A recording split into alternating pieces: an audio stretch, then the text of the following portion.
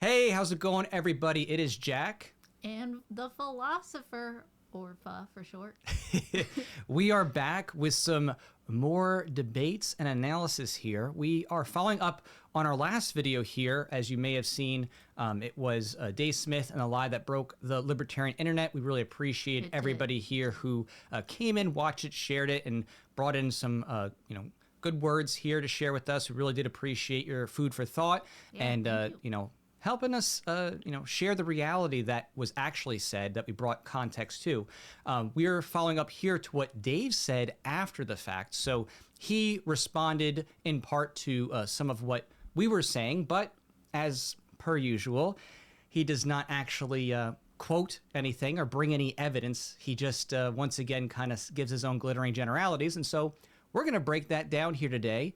And after we do that here, we're going to go through an article by Tim Starr that breaks down Dave's psychology. So that's why this is the psychology of a sophist here, because we're going to show you the frameworks and how Dave operates in terms of his public presentations. And by the time it's done, I think you're going to be able to see and even reasonably predict how he presents himself in the most sophistic ways possible and what leads to those results. So, and how he presents others in the most sophistic way possible. Exactly. So we're going to, as we like to do normally, we're going to bring in the context. We bring in the receipts. We talk about it directly. We quote. So that's what we like. We like real arguments. Things Dave doesn't do. Things Dave does not do. In general don't do. They don't like reason and evidence because they can be exposed. And just for further context, our video that we did was on the heels. I mean, we only found out about what Dave said about us through Liquid Zulu's video. So just his video, The Anatomy of a Libertarian, so-called, where he basically breaks down speakers like Dave Smith for the Liberty Movement and just kind of shows overall how actually their rhetoric, because it is inconsistent and sophistic, actually does damage to the Liberty Movement. So this is just a continuation of basically those ideas.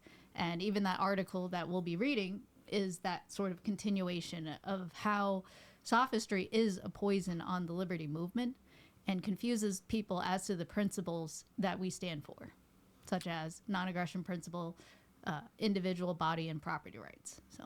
Exactly. And so this video here where he follows up is back on the Libertarian Christian Institute with Jacob here.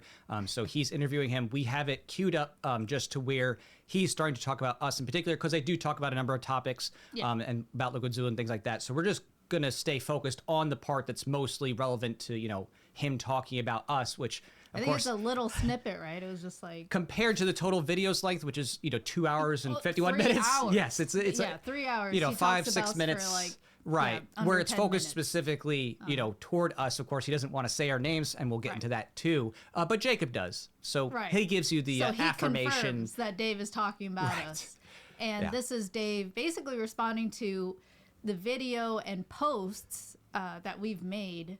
Although I wouldn't even say it's the video, because I don't believe he's seen it. I believe he only has seen like the post snippets of that post of what we said, which is Dave calling for her murder through association of demonization. So we're going to go ahead and play that. And as we do, we'll just pause whenever there's a finished thought of his that we're going to dissect. So we're just, kind of going to go through everything he says, but we'll pause to address things because, of course, there's a lot to dissect. Even with just 5 or 6 minutes, there's a lot of assertions. So even in 5 or 6 minutes, it's like there's a lot to break down here. Right. When you're spewing a lot of assertions and you're not going, oh, here's my assertion and then here's my reasons and evidence and getting deep, there's a lot to break down. You can fit a lot of sophistry. You can. In under 10 minutes. Yeah. All right. So without further ado, here we go. For it,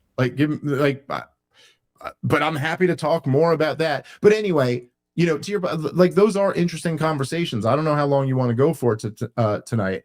I want to make sure if we're going to move to those conversations, I do just want to address the one last thing about the video, which was the accusation that I was. Yeah, no, that's totally ridiculous. I mean, go ahead.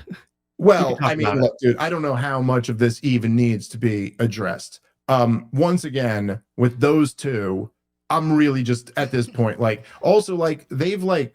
they've blocked me and talked shit to me behind the block. Even when I had I was fairly open to a debate at one point, but like, Whoa, okay, so let's talk about this. Yeah, the block stare came after you literally retweeted us, took out the context, and imputed false things about us. So we're like, yeah, we're done with your stupid games of going and then waiting to pick a particular thing that you're trying to load a context on, repost that, reframe it in your own words, and then demonize us and ignore the rest of what was said. Yeah, we're tired of that. That's true. Yeah, he like pretended here that he was open to a debate. But if you watch that other video he said video. So I wonder if he's referring to Zulu's video. Oh, Zulu's video. Got it. And then probably the post where we Right. said that he is saying that we're worthy of death for our views.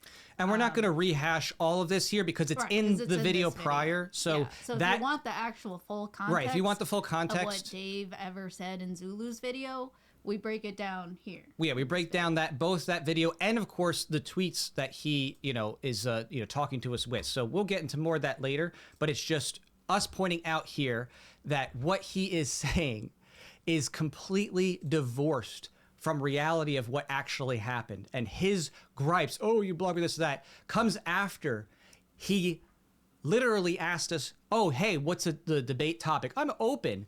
We give it to him, we answer the question, and then instead of being like, oh, okay, here's my response and let's do this debate, he shifts the goalpost, demands we answer that question, and then literally retweets what that is just to mock us. So yeah, like we're not playing that stupid game. He does a quote post. He doesn't repost us. Right.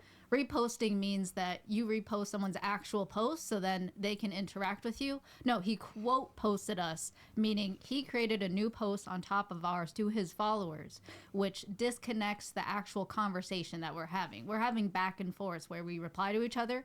He does this tactic where he quote posts, so you don't get notified that he did that. And it shows that he doesn't actually want to have a conversation with you. And in that video we just talked about where we broke things down and the whole context there and the actual, things that I said and that Jack said on X, I want to say Twitter so bad, but on X really shows that context and how he's actually the one that shows he wasn't actually open for debate. Despite saying so, he was actually being manipulative and dishonest and really was not interested in a debate at all with us. So when he says in this clip here to Jacob of Libertarian Christian Institute, he's basically, in my opinion, straight up just lying out his mouth, saying that we blocked him in order to talk smack, to talk about him, which is not true. We blocked him because we found him to be toxic and dishonest when he pretended to actually want to be open to a debate. And he asserts that again here with Jacob saying, I was open to a debate, but they blocked me. All of that is an example of sophistry where he's not bringing you the back and forth. He's not saying, hey, look, Jacob, pull up this tweet or say tweet. Post. It's okay. Just say tweet. Who cares? Like, seriously. X post. Everybody knows what it means. I know it's been there. Yeah. But so he pulls it. He wouldn't pull it up, and so that is what sophists do. They just say lies and they don't actually give you evidence, hoping that whoever is watching them just takes it as truth, doesn't fact check him, and moves on with that internalization of what he asserts about us. And also note that he refuses to say our name. It's funny because sometimes we make a post and it's like a caricature of Dave Smith, and like sometimes his fanboys or girls will comment and be like, say his name. But you know what's funny here? Dave refuses to say our name. And as you'll see later, it's Jacob that confirms that he's talking about us. But Dave himself just doesn't want to bring us up. He just says those two. Yep. Because again, Dave does not want the context. We want you to listen to what Dave has to say. We want you to go play the whole thing. We want you to read the entire thread. Please do it. We want you to do it. Go ahead.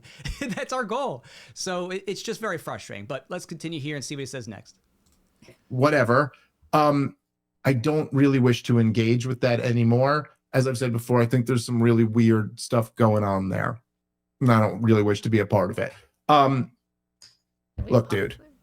So yeah, you want weird stuff? Weird stuff. That is yet another abstraction. Weird stuff. No reason. No evidence. No evidence. No original argument. quotes of what I actually said.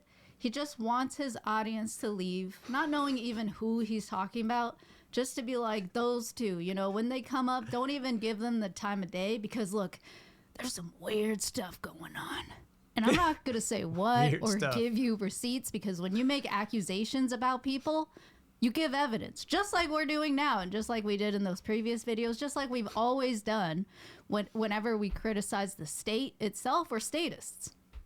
It fits the whole line Really shows too you of how he's a dehumanization, because Yeah. as always, that's the goal, right? Right. The goal from what he said from the beginning, you're as evil as, if not worse, and I'm being nice, Nazis and communists. Yep. It's all about the dehumanization. And so he wants to distance further and further from the reality, because he doesn't want people actually going and looking, because he knows that if people do, it's not going to look good for him. And that's why we bring it up. And that's why we say, okay, well, we'll bring all the receipts. We don't care. Even if you maybe disagree with us on this or that, at least you got to see the full context. Yeah. That's what we care about, because we care about the truth and honesty of the situation. Exactly. And I just want to add, he doesn't want more people to see the truth and see him exposed. That's why he's intentionally not saying our names and doesn't want to point people to be like, you know, let's fact check this. What did he say about her in Liquid Zulu's video? And why did he say that? When did he call her as bad as a commie and Nazi? What exactly was he responding to? Did she ever say anything that he claimed that she said? And he doesn't want that, because it would expose that he's a liar and would wake up more people. And I just love seeing that there are many people who are like, whoa, you know, my first reaction hearing what he said in Liquid Zulu's video was like, what is he talking about? Because they don't have the context. But when they see the context that we shared, like seeing the actual tweet exchanges that we had with Dave, they're like, oh my God, this is really bad. He's literally advocating for you to be murdered for your views in this veiled, sophistic language, intentionally not being direct about it, because per his own words, he called me as bad as a commie and a Nazi, but that was the quote nicest thing he could say, because the thing he really wanted to say, he was just too scared that maybe he might be violating some policies if he actually said that.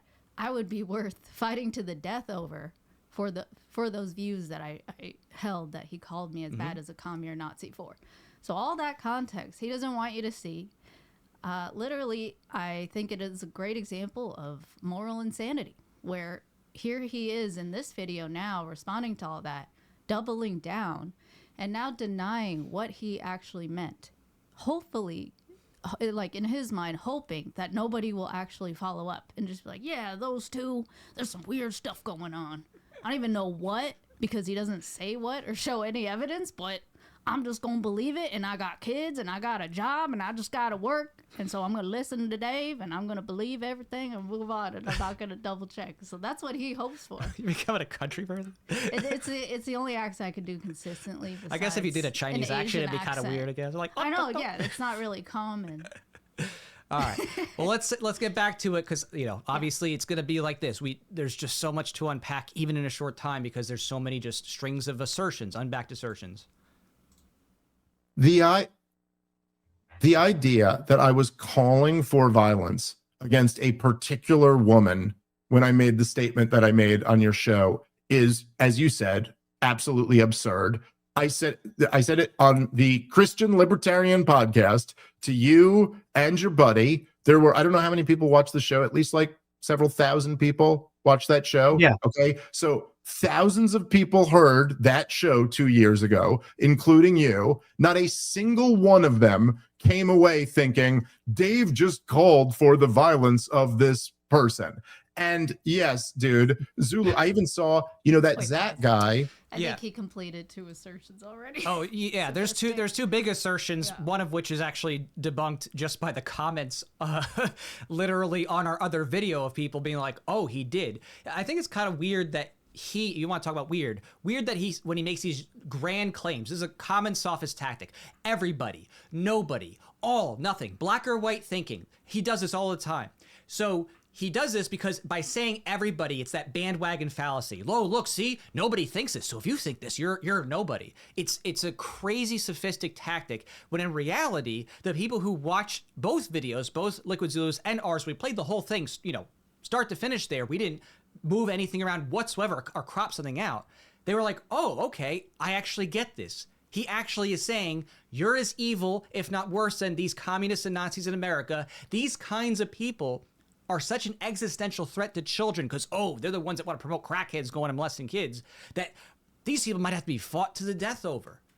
That's what he does. He strings it together. It's like basic set theory. So it's a mathematics thing, a logic thing. It's a set theory thing where he does the associations, but then to people who can't figure that out, it's plausible deniability. Well, I didn't say word for word that I want her dead. No, you just imputed that she holds these views that make somebody such a threat to children that they could potentially be killed to defend kids and think of the children. That is called a call for murder. It's not a plot. It's not a murder plot where it's like, oh yeah, he's currently like writing out this thing like some, orchestrated conspiracy. It is a denigration, a dehumanization with an association with murderous intent. That is the same thing as what we talked about before, like with Charlie Kirk, like he's a fascist, he's a Nazi, he's all these things. It breeds in people that undertone that this person is a existential threat and potentially worthy of being offed to save other people, children, whatever it is. So very frustrating. Yeah, that was the second fallacy there in that just that short clip, not even a minute. The bandwagon fallacy. Just saying, oh, everyone says this, so it must be true. Commies do that all the time. They're like, there's 10,000 likes on this post with Biden. It must be true. Like, that's not truth or falsehood, dude. Like, go back to philosophy. And the first fallacy he commits is just saying that, oh, it's apparently impossible for him to be advocating for my death just because he chose to be on a show called Libertarian Christian Institute. That's fallacious. It's totally possible for someone to lie. In fact, that is one of the things about Christianity or religion is the acknowledgement of sin. So, yeah, dude, it is possible. It's not, you don't have any argument there. Like, he acts like Dave talks like, oh, here's a bulletproof argument, dude. It's impossible for anyone to lie and just get on a show called Christian Institute and lie. It's impossible. It's impossible to advocate for violence on a show like that when it's like, no, dude, of course it's possible. And that's what we're saying. And again, he doesn't have any evidence to show. He says that woman, again, I have a name. I've been around. I've been doing content for liberty, making content for liberty longer than him. He came. Maybe not longer than him. Oh, okay. Then from what I've seen, my mistake. Yeah. But I've been doing it maybe just as long, Jack longer. Yeah. But yeah. Right. Well, I know. That's why I just want to be accurate with our words here. Again, it doesn't matter the duration or this or that. I guess that's just my perspective. Right. It felt like longer because I didn't know about him until years into. Right. Yeah. He's made videos back in like 2012. But the thing is, and I made videos way longer than that. But the point being is that what he is doing is he is obfuscating reality by making these categorizations that are not dispositive of the truth of the matter. He's trying to make it seem, well, I was on this institute. On the institute, the people themselves said, and again, watch this on the other video because we're not going to rehash everything and redo it all. Our other video plays it all so you can listen. They say, oh, don't let the Christian label fool you. Say what you want. When he's like, I don't even know if I can say what I'm about to say because he's red. He's red with murderous anger. Yeah. Because to him, it's, oh, these are existential threats to my kids or someone else's kids. And he makes it's just like. Yeah. And I was just pointing out me having made content. The point is, we've talked to Dave Smith in person. We met him at Mises U. We've met him at different Tom Woods events, for example, in the past.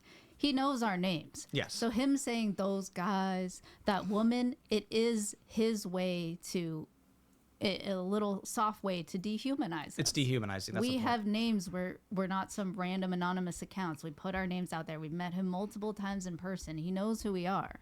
So it's intentional that he doesn't want you to look us up and see the context of what he's even responding to. Right. We give the courtesy of at least playing his own words. Yeah. When has he ever given us the courtesy of showing the tweets that we say in context to what he asks or the videos that we say with the words we say?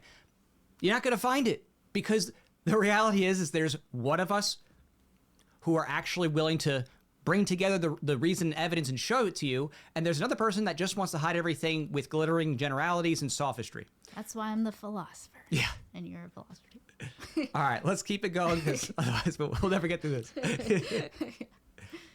Who like I said, I like him and I respect him. He had at first said, hey, I think there's some real reasonable criticisms in this video that you should address. And I was like, okay. And then I saw him arguing once it got to that point where he was like, yeah, you guys really did dishonestly edit this video. And then Zulu was like arguing that he didn't somehow. And it's like, dude, I mean, I'm sorry. Hold on, I just want to pause real quick because again, Zulu's video, he didn't cut anything where it's like, oh, suddenly Dave's talking about George W. Bush, and he cut that out to make it seem like, oh, no. He's talking about them. It wasn't like he spoke about this at the beginning of the video, oh, and then that's at the end of the video, and he stitched the two together. No, it is one stream of consciousness, one thought. We play the whole thing, start to finish in our video. He's talking about me. She kicks it off with the designation of these people are evil. These commies and Nazis and people that have ideologies and ideas that are as bad or if not worse than them. And this is what should be thought of as those people. And this is what should potentially happen to those people. This is not some, oh my gosh, they took it and, he was talking about Bigfoot and really, something about totally different topic. And now he made it about you. No, dude, it's the same topic. It's the same stream of consciousness in the same clip. You can play it start to finish. We did. Go watch it. We want you to watch the original.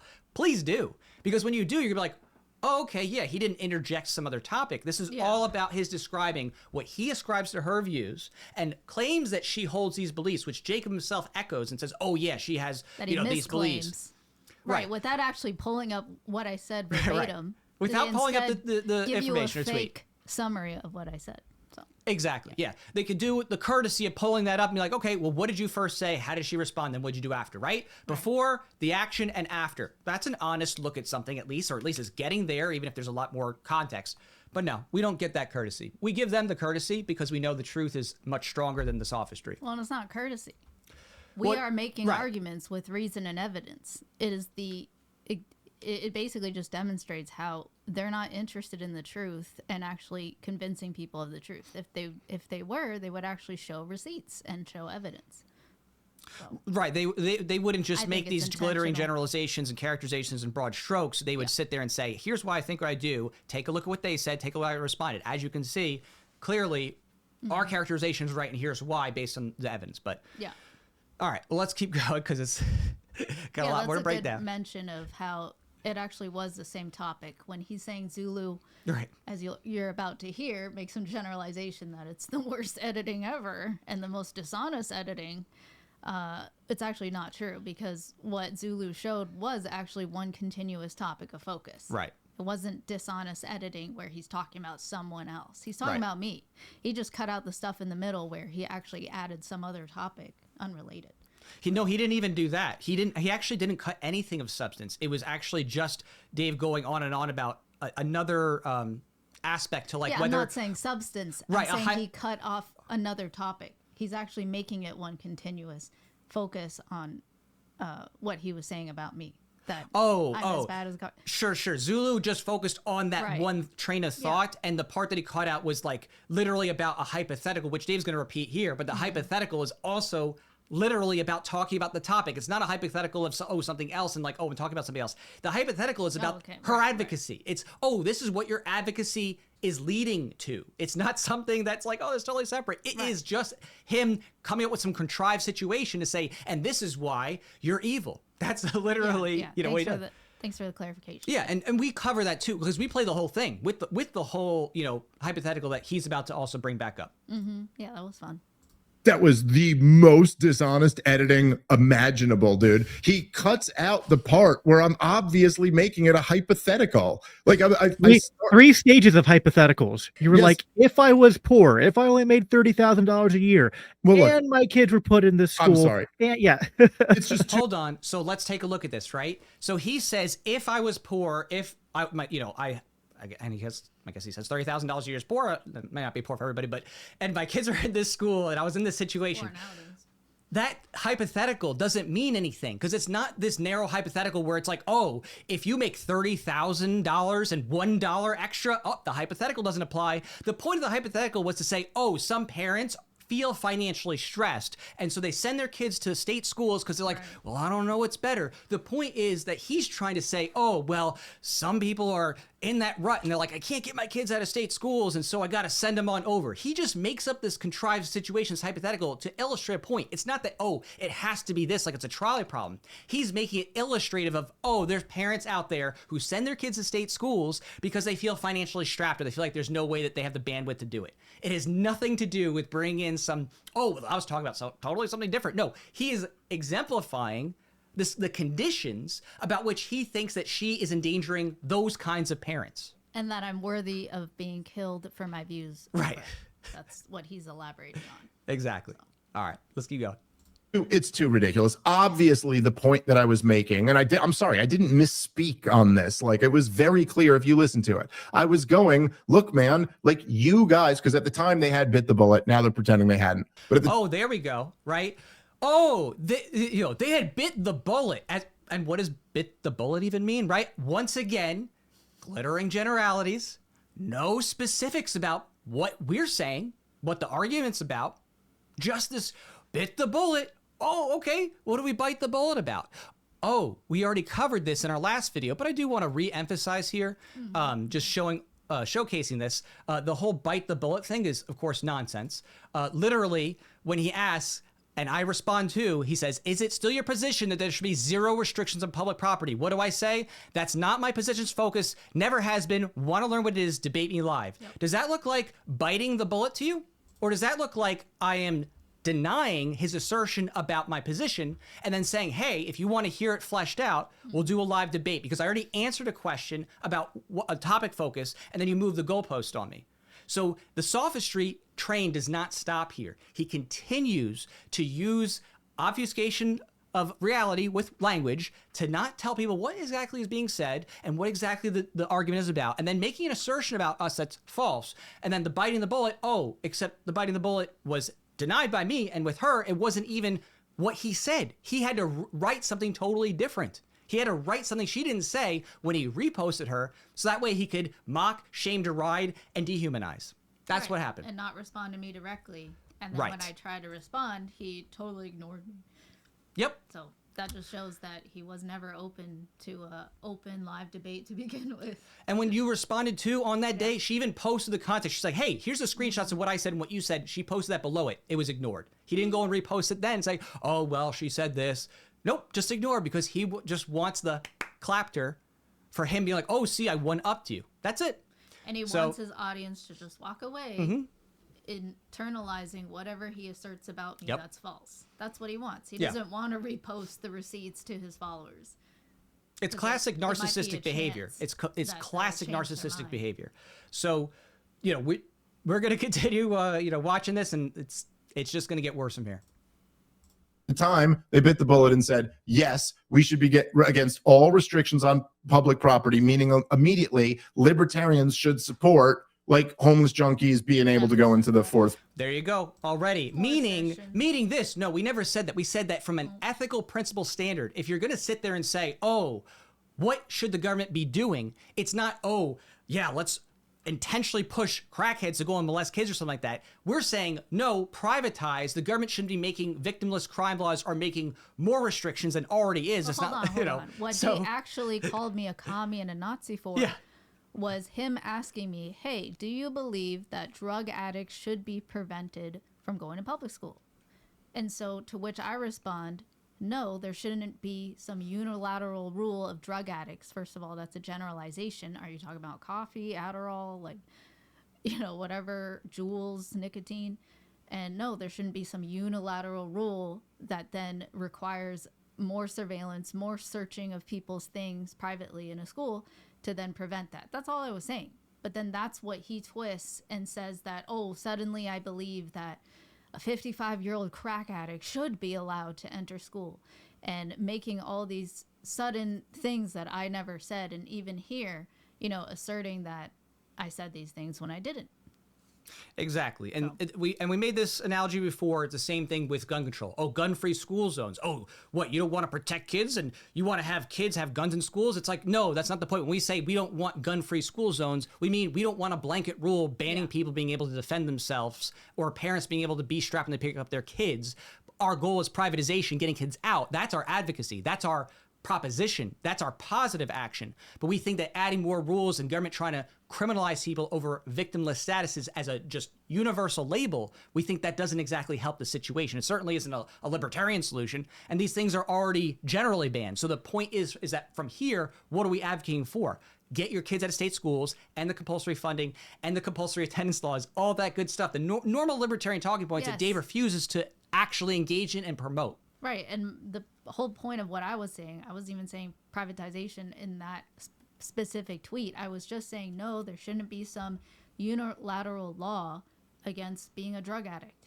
It shouldn't be top-down, one-size-fits-all policy for all schools. That was my point. And to be careful when you are dealing with a monopoly on violence to make generalized rules like, oh, drug addicts should be prevented. What if it's a parent and they're addicted to caffeine or Adderall or some depression medication like Zoloft? Are they suddenly barred? I mean, the point is these schools already, each individual school comes together with the actual people who attend that school, the parents there, and make the rules together. That already exists today.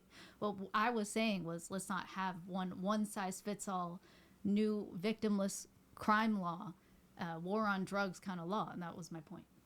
Right, and that's the whole thing, is that with these things, as they are already, there are different rules and laws that prevent random strangers from just walking into classrooms, that kind of thing. These exist already. The point isn't, oh, okay, let's start, becoming school superintendents and that's the changing things. He puts it in his, because you're against violations of the Second Amendment, that means you believe that someone who wants to shoot up all the kids in the school should be allowed? Yeah. I'm like, oh my God, dude. Yeah. We're talking, I thought you're a libertarian. Right. We're talking about principles. It's the same thing with like gun control. Oh, rights. You think that people have a fundamental right to keep and bear arms? So do you want psychopathic murderers to have guns? It's the same thing. It's the same sophistic nonsense. That's as crazy as it is. Exactly. Some gun ban Karen. Right. It's the same as drug war Dave Smith. It's the same kind of fear, uncertainty, and doubt mentality that is supposed to get you to freak out and call for more government laws and violence and intervention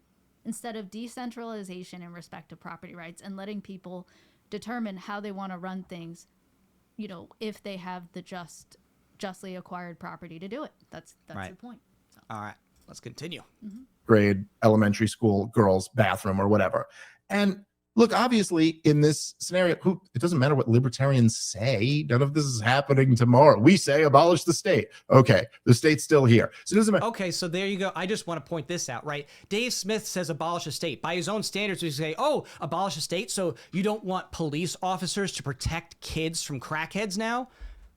Oh, no, you don't want the state? So that must mean that you want kids to be molested by crackheads because you don't want police to stop crackheads from molesting kids. You could do the same sophistic nonsense. That It's he so does. crazy. He's not actually giving counter arguments It's or so responding crazy. to what you say. Right. He intentionally strawmans, misrepresents what you said, Right. and then attacks that and is basically talking to nobody but himself.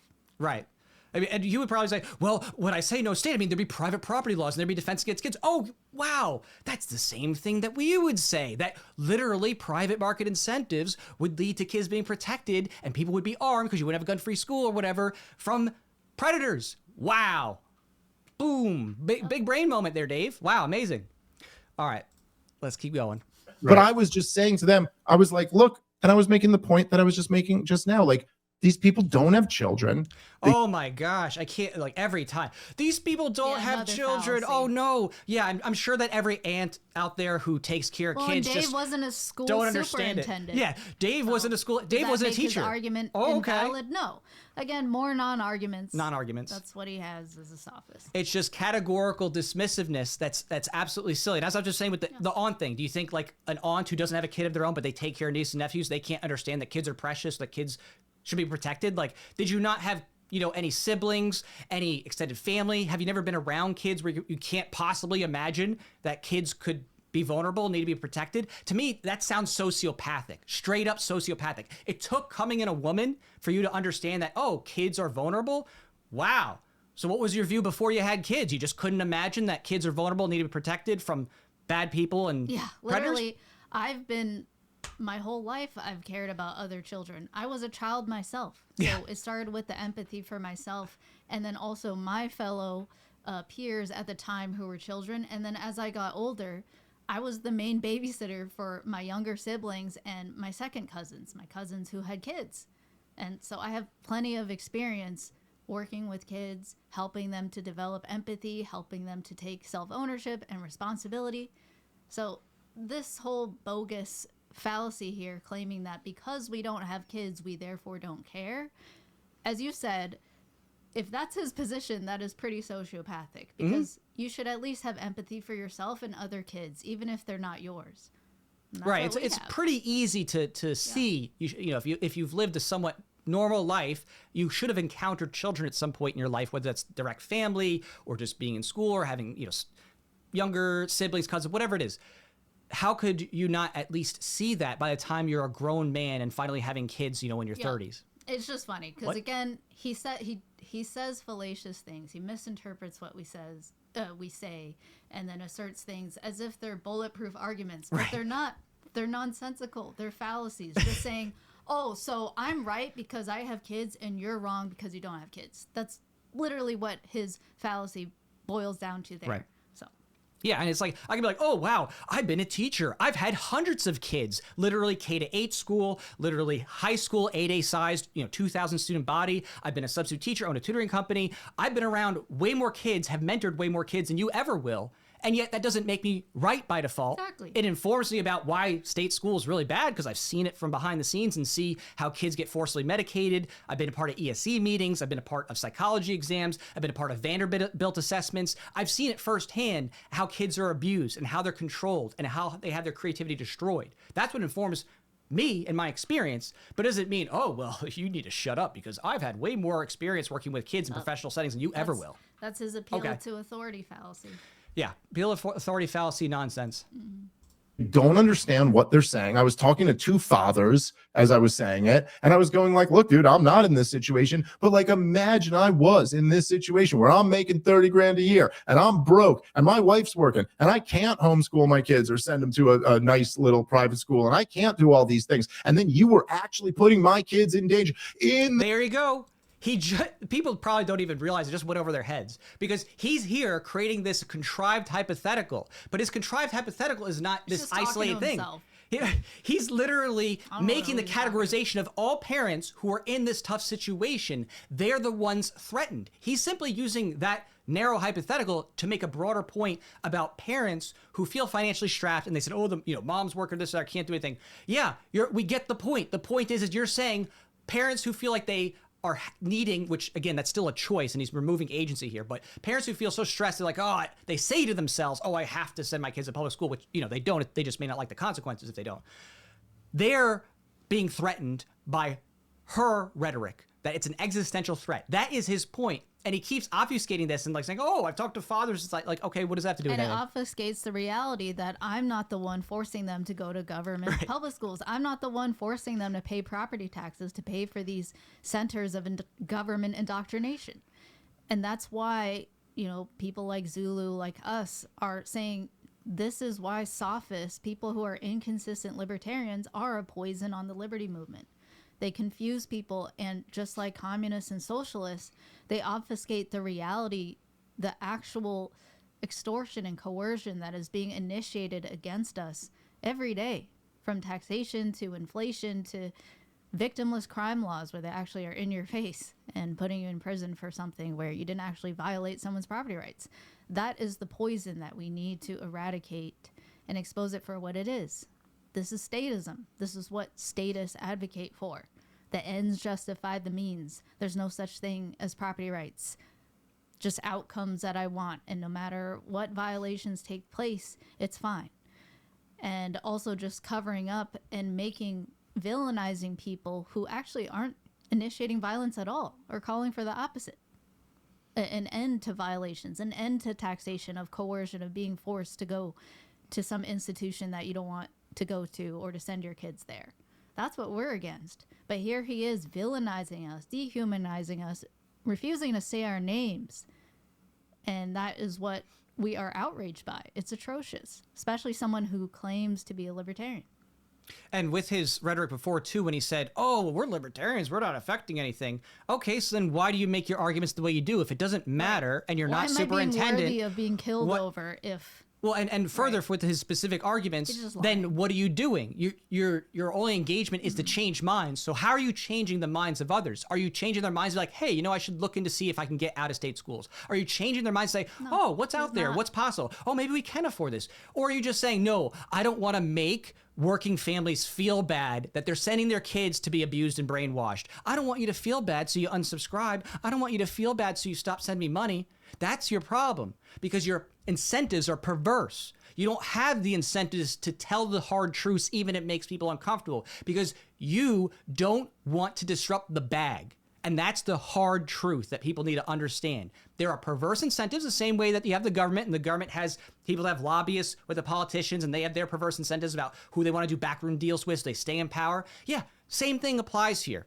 Same thing. Except in this case, you're putting the mask of libertarianism on it and then claiming that, oh, you're the one true great voice. You're the guy who's, you know, telling it like it is. Okay. The most consistent person you know. Most consistent guy. Very, very inconsistent. Most inconsistent is the reality. Yep.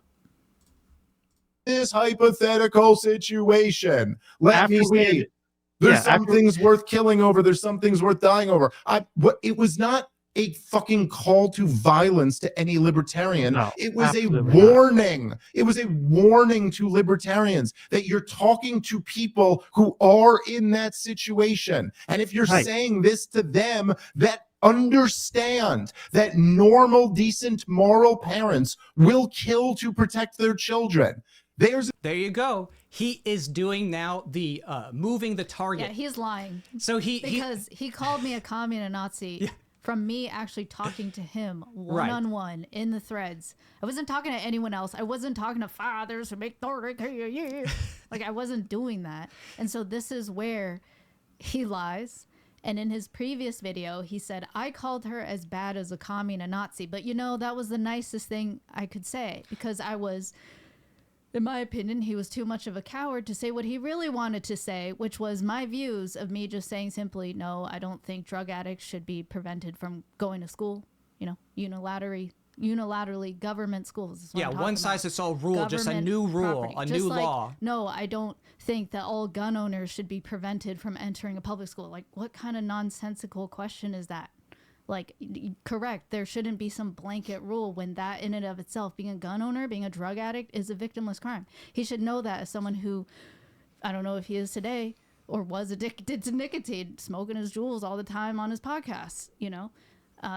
That's what I find so disingenuous, because he literally is saying that he would have rather said, but was too afraid to say on X, was that what I just said, that no, I don't think drug addicts should be prevented from government schools, was worthy of fighting to the death over for the chance of killing me over. That's what he said. That's implying that it would be justified to kill me for my views there. And I just want to clarify here because there's something important here. That's very, I got to contextualize here. So he moves the target to, oh, there's parents out there who would want to kill you. So did you see how he distanced it? From the first show, it's him thinking about these things. Exactly. And now it's, well, it's not me, but there are some parents here and they think that you're a threat. And if you say this to them, they're going to raise the pitchforks and the village idiots are going to come together and they're going to come murder you. Dave is so sophistic, he tries to distance himself from his rhetoric, which was really clearly about him and his murderous intents, and to then impose it and reassert it. I'm so sorry. And then reassert it. Yeah, sorry, I'm getting excited here. Reassert it, but through another avenue. Oh, it's not me, but you would face those death threats from the other parents who are going to come with their pitchforks because you said, oh yeah, we're going to send the crackheads to get your kids. The point is, it's a lie. He never said that. He was talking about himself. Right. That instead of saying I'm as bad as a commie Nazi, he would have rather have said that. Yeah. That it would be worthy of killing me over my views there. So exactly. This is him straight up just lying because he's been exposed, and he won't say our names, because it might lead people to actually watching the videos and the posts we've made where we show the context, the actual full context. Mm-hmm. Some people are like, oh, the full context is that LCI video. No, it's not. They don't give you the full context. They don't actually show you what I said. They just let him go off on the fun lady, Dave. It's a Christian show. Go ahead. Like, exactly. You know, they're not pulling up my tweets or what I actually said. Nope. So that's where so disingenuous, pretending that that's the full context, when actually that's the true deceptive editing and deceptive recall. You're not actually presenting any facts. You're just making one fallacy, one false assertion after another, and hoping that no one looks us up. That's why you don't say the philosopher and Jack Lloyd. You just hope they internalize whatever you assert to be reality and move on with their busy lives and not actually fact check you.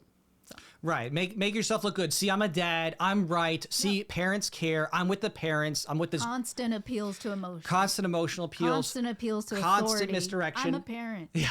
And think of the children, just here, like all other statists do. Right. I just think that I really want to emphasize here, he didn't distance himself from the murderous rhetoric. He reassociated it with a different amorphous group of just parents who would come out for that kind of rhetoric. Right. So that proves that's what he was saying. Yes, because he's redoing it. He's reasserting the same murderous undertones, but just applying it to a different group to say, oh, no, I'm talking about these people. But then not me who takes my kids to private school, of course. But then lying and not taking ownership that he meant himself. Now he's like, oh, no. I was just saying other people would want to kill you for your views. Even though I said you're as bad as a commie Nazi. Right. And even though I said I would have rather said this. Yeah. It's just such a liar, dude. It's so bad. Maybe that's the reason he's like, I'm so done with these guys. Yeah. He didn't finish his thought there. I'm so done with I'd these be done too if I didn't have an argument. philosophers exposing my sophistry. I'm so tired of them bringing up the actual reason and evidence of what we said and the actual evidence of back and forth. Yeah. So.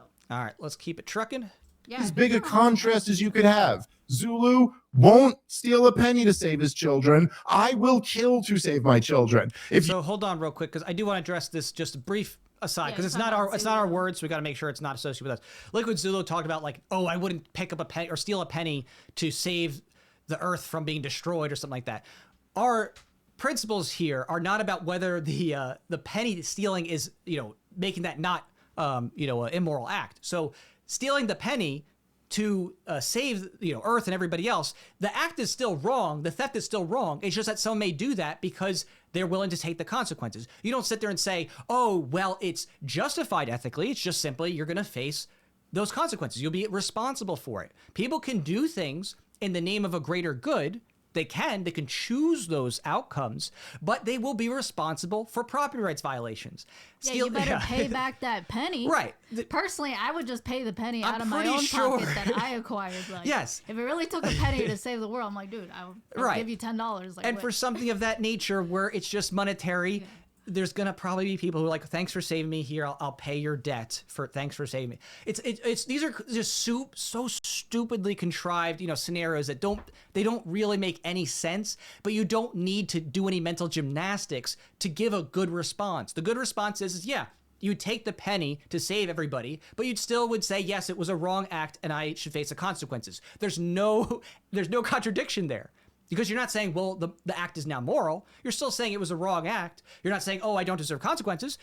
You're still taking the consequences. It's just that, yes, you wanted to save other people. It's not that the act was made moral. It's that you're willing to do something just to save people and take the consequences. And of course, where it's a penny, obviously the consequences are probably going to be pretty de minimis, right? If you go and start murdering people, that's where the people get these trolley problems. Well, yes, now you're getting into, you're doing grave harms that can't be made up by, here's a penny, right? That's where it's like, okay, somebody can use defensive force against you, of course, right? That it doesn't prevent somebody else from saying, no, you can't take my penny, or no, you can't murder me. Someone who tries to do something for the greater good should and could face resistance from people who would want to stop that violation.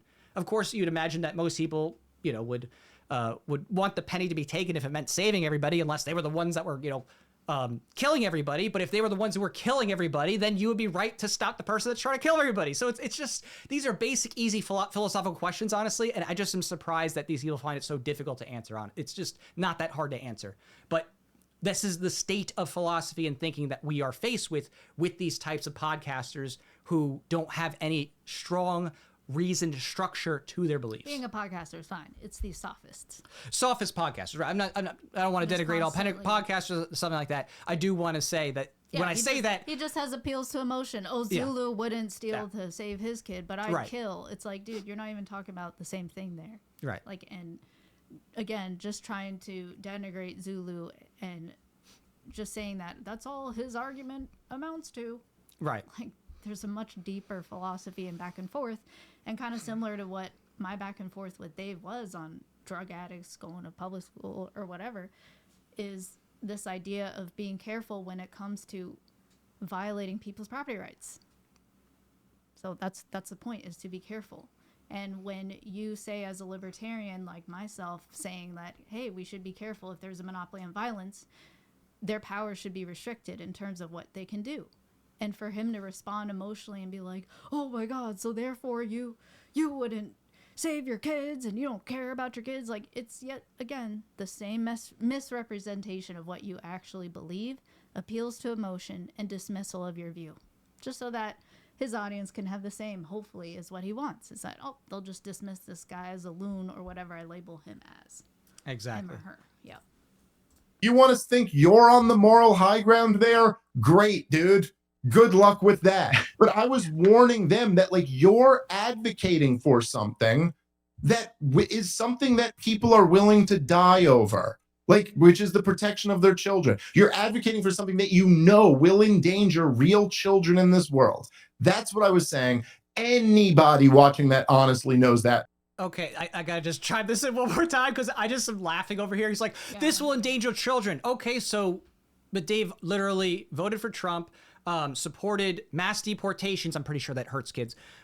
Wants the entire military on the U.S. border. Yeah, pretty sure that's going to hurt kids too. Government schools, what we were debating about. Right, literally. So you sending people to government schools is not endangering children? Well, I want to steel man that, because I don't think Dave says I want government schools. I don't want to say that. That's not true.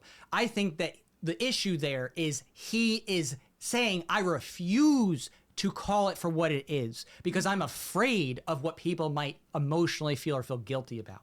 That is the issue. So again, if you care about kids being harmed, you should be like at the forefront of saying, whoa, get your kids out of state schools, please, for the love of God, get your kids out of state schools. This is the worst place you could send your kids. Please, please, please. Let me send you some resources. Let me send you some umbrella schools. Let me show you how people on a shoestring budget do it. Let me show you how someone does it where they have one person working and the mom's at home. Let me help you get your kids out of these places. You moralize about being someone who cares about kids and you can't lift a finger to tell people how to get their kids out of state schools? What kind of person are you? You're just a hypocrite. That's it. You're not special. You're not special because you're a dad. You're not special because you came in some woman. You're special because you are consistent and you actually tell people what they need to hear to get out of those traumatic, horrific, trauma bonding situations where they're being brainwashed to think the only way that things can be solved is by the state. That's courage. That's real messaging. Well, and that's the point. If he criticizes someone as not thinking of the children, how is he also not, quote unquote, thinking of the children when he thinks of some father who's too poor to whatever, which, by the way, is not true. You know, if you weren't taxed to death, and there are ways to teach your children at home, but whatever, he just, you know, basically accepts it and says, well, therefore you should demonize anyone else who is, you know, critical of government property and ownership. He could be exposing, like, hey, here's the actual violations of children that will still be there. The indoctrination of your kids, the carting them around, the forcing them to learn things on behalf of the state is still there, whether your school is a gun-free zone or not. So if he really were to think of the children, he would prioritize calling out the actual violations towards children that happen now, instead of attacking libertarians who say, government property, government schools is not the answer, and they're institutions of brainwashing and indoctrination and control and abuse. Just like his, I don't know if they're still friend Michael Malice says all the time, that he reiterates is, for example, public school is one of the few times that someone in America who are, you know, kind of middle class would ever face direct violence. And, you know, he actually reiterates how those children and is thinking of those children. So if you want to compare who's actually thinking of the children, it's the people who expose the nature of government action and government schools. And it's certainly not the people who denigrate anyone doing that and dehumanizes them like Dave does to us. Right. And Dave, I got a solution for Dave here. Oh, you're worried about the parent who can't afford to, have their kids taken out of school. Maybe if they stop subscribing to you, maybe if they stop sending you money and this, that, or buying your merch or, getting comedy tickets, maybe they have a little more money for their kids, huh? Maybe that's a way for them to actually afford what they need to help get their kids out of school. I'd rather have somebody not give us any money and take their kids out of school because that, actually gets their kids out of a bad situation than, to give us money when they could actually help their kids get out of school. That's a real, brave and courageous statement there. When you're like, no, you know what? I'd rather you get your kids out of school than send me some money because you like what I'm doing. Yeah, so that's a big deal. He's a hypocrite. He says think of the children, but in reality, he's not really thinking of the actual children who are being violated today and people. So that's what I was saying. And no, don't give me shit about well, what was I supposed to do? Keep the entire 2-hour podcast? No. But if you were going to play that, you could keep the chunk where it was obviously a hypothetical. You could not defend after the fact that, what do you mean? What was missing? Sorry, dude, you're not that stupid. You're lying. You know that you cut out a part that, at best, most generously, you'd go, it sure doesn't sound what are the odds? Again, what Dave's saying is we already covered. We played the whole video, dude. It's one stream of consciousness. Just go watch it. It's laughable at this point. Oh, is this the end of where he's talking? It's almost there. Zulu now, or? No, it's still going. That I came on the Biblical Anarchy podcast to call for the death of a. And I just stood there oh, Dave just said to kill this woman, and I'm just going to sit here and nod and be like, no, because I followed it up by saying the verse I already quoted earlier, which is, if you don't provide for your family, you're worse than. So I was making that point because I knew exactly what you were talking about, because you were responding to what I said, where I said the pernicious part about this is that at least with a public park, you're not forced to go there. Unless you have the means to opt out, and not all states even allow that. If you have the means, you're forced to send your kids to school.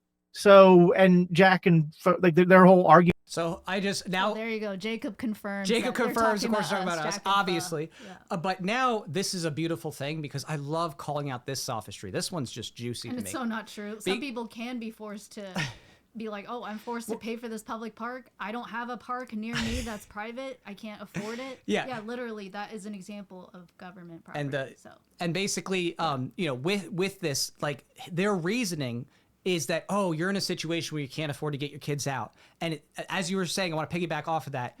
It's the similar situation you could say for any other thing. Well, they can't afford their own public park. Or, oh, you're in New York? Wow, I have to take my kids on the subway because I can't afford to take a cab or I don't have a car. Well, guess what? There's crackheads on the subway too in New York City. We've been there. I'm from there. Literally, when you take your kids on the subway, it's not exactly the prettiest place now, is it? There's homeless people sitting around. There's crackheads on there. Yeah, so guess what? There are kids around crackheads all the time in many public situations, whether it's a nasty subway, like DC is pretty gross too, New York City, or buses, like public buses. They can't afford a car. They can't afford Uber. They're on a public bus taking their kids and there's some, whatever guy in the back. Yeah, guess what? There's lots of really nasty situations on public property, and that is a part of the problem, is that public property has the worst incentives because it's supposed to be open to the public. Commons, right, tragedy of the commons. Economics 101. Wow. Dave. I thought you were a Mesa scholar. So it's the same logic that they apply to schools. We're like, well, I can't afford to take my kids to school. That applies to every other public thing too. Oh, I have to take the bus. I have to take the subway. Oh, I can't afford a private park. I have to use the public park. Oh, it's the same thing. Exactly. There's no difference. The point is the incentives of government property, is based on forced theft, and therefore that's why the incentives are so perverse, and that's why even if it's failing, they're failing to protect your kids, public bus, public park, public school, you are forced to fund it no matter what. And that is the point. This problem will never change. People will change, and if you still have government property just because that public school is good for a while, just like you see now in New York City, some crazy socialist who wants, whatever jihad, takes over. I mean, that's the point. You don't have these monopolies on violence. You don't have government property where people are forced to fund it, and where if they start to fail, like the DMV, they have long lines or whatever, you're forced to fund it no matter what, and you have zero alternative, and you're not allowed to compete and start your own business to compete with them and be like, I do it better, my lines are longer, whatever. And that's the problem of government property that we're speaking to. Not everyone can be privileged enough to go to some a city that's high in taxes or whatever, and so they pay extravagant taxes and whatever, they feel like they're safe. Just like you're talking about, you care about the poor. Well, they're the ones who are the most affected by taxation. They're the ones most affected by inflation and have the least options to mitigate it and to try to have a semblance of a happy life. Those people are literally victim to the state. And that's why we are so against taxation. At every turn, we try to show and expose the nature of government actions and government property and how it has these perverse incentives. And you're forced to fund it no matter what, no matter how horrible it is, no matter how unsafe, how dangerous it becomes. You're forced to fund them no matter what. Yeah. So that's really thinking of the children, if you want to say. Arguments being like, well, you should just not send them. I'm like, it's just, that's where you're like, yeah, this, like, call it not being pragmatic, call it being divorced from reality. Well, also, it's just, if you guys, I remember this.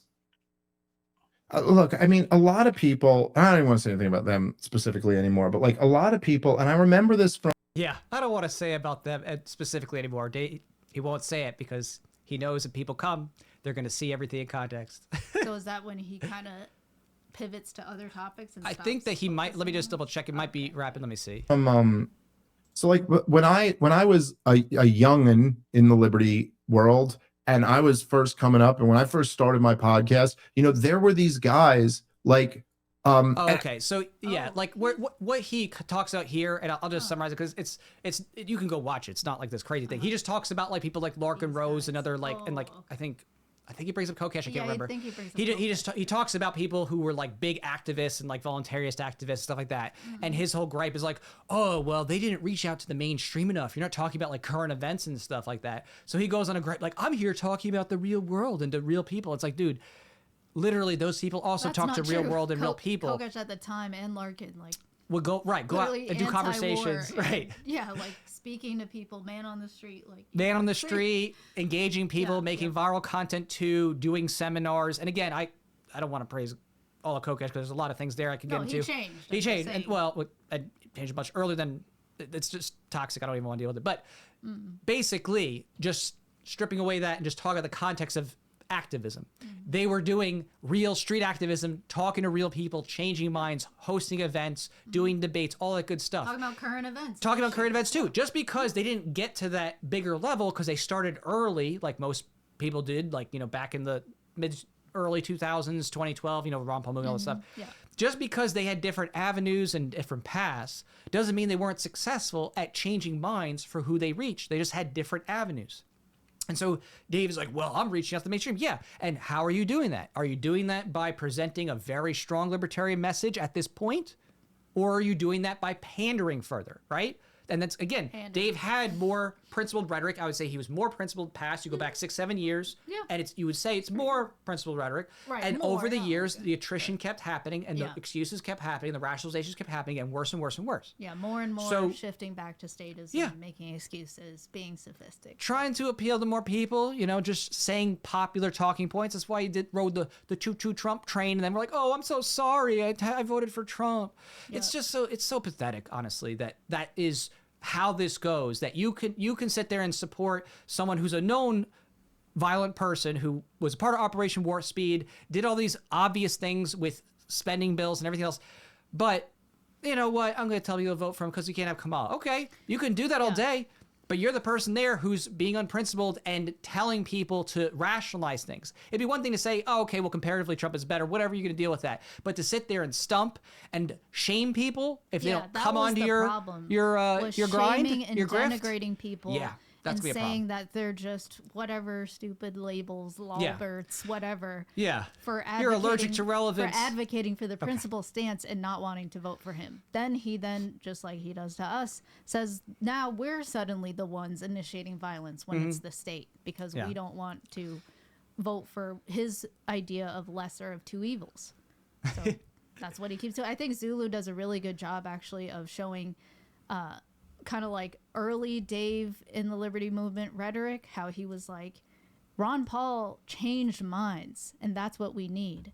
We need people who are advocates of principled liberty in order to change minds, and that's what Ron Paul demonstrated. He was fearless. He was courageous about the principles. He stood up for them no matter what. And the Dave today, and what we've showed in this video and also in that previous video we did, and also over time, have showed that he no longer thinks that. He is willing to sacrifice his principles for his perceived ends instead of being creative and courageous and going, okay, how do we do this without adding more violence and more violations of property rights? So, yeah, and this isn't even hard to look up to comparatives, right? Compared to what? Okay, easy. John Stossel very easily appeals to a wide audience with his million subscribers, 393,000 views, private versus public park. Very easy to show people how privatization is not only possible, even in places like New York. Right, hundreds of thousands of views. You can actually do things to advocate and show people how it's better and the incentives are better. He talks about homeschooling. Oh, wow. Yeah. Reaching out, nearly 200,000 views. Again, it's not something that's impossible to do. A guy with a following that dwarfs yours majorly has been doing it for decades, and he does it effectively, and he's been great at doing it. This is not something that you can say, well, nobody's ever been able to do this before. No one's been able to ever say this before. Yeah, actually, there are people who are out there doing it and doing it better than you're doing, whether that's John Stossel or Javier Milei. Not hard.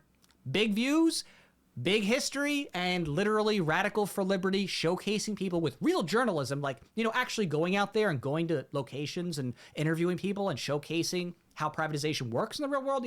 That's journalism, not just, sitting on your butt and podcasting and telling cheap jokes. And being an actual libertarian. And being an actual libertarian and doing stuff. Again, nothing wrong with podcasting, nothing wrong with always telling jokes, but if you're going to sit there and be like, oh, look at me, I'm the best, I'm here doing this stuff. No, dude.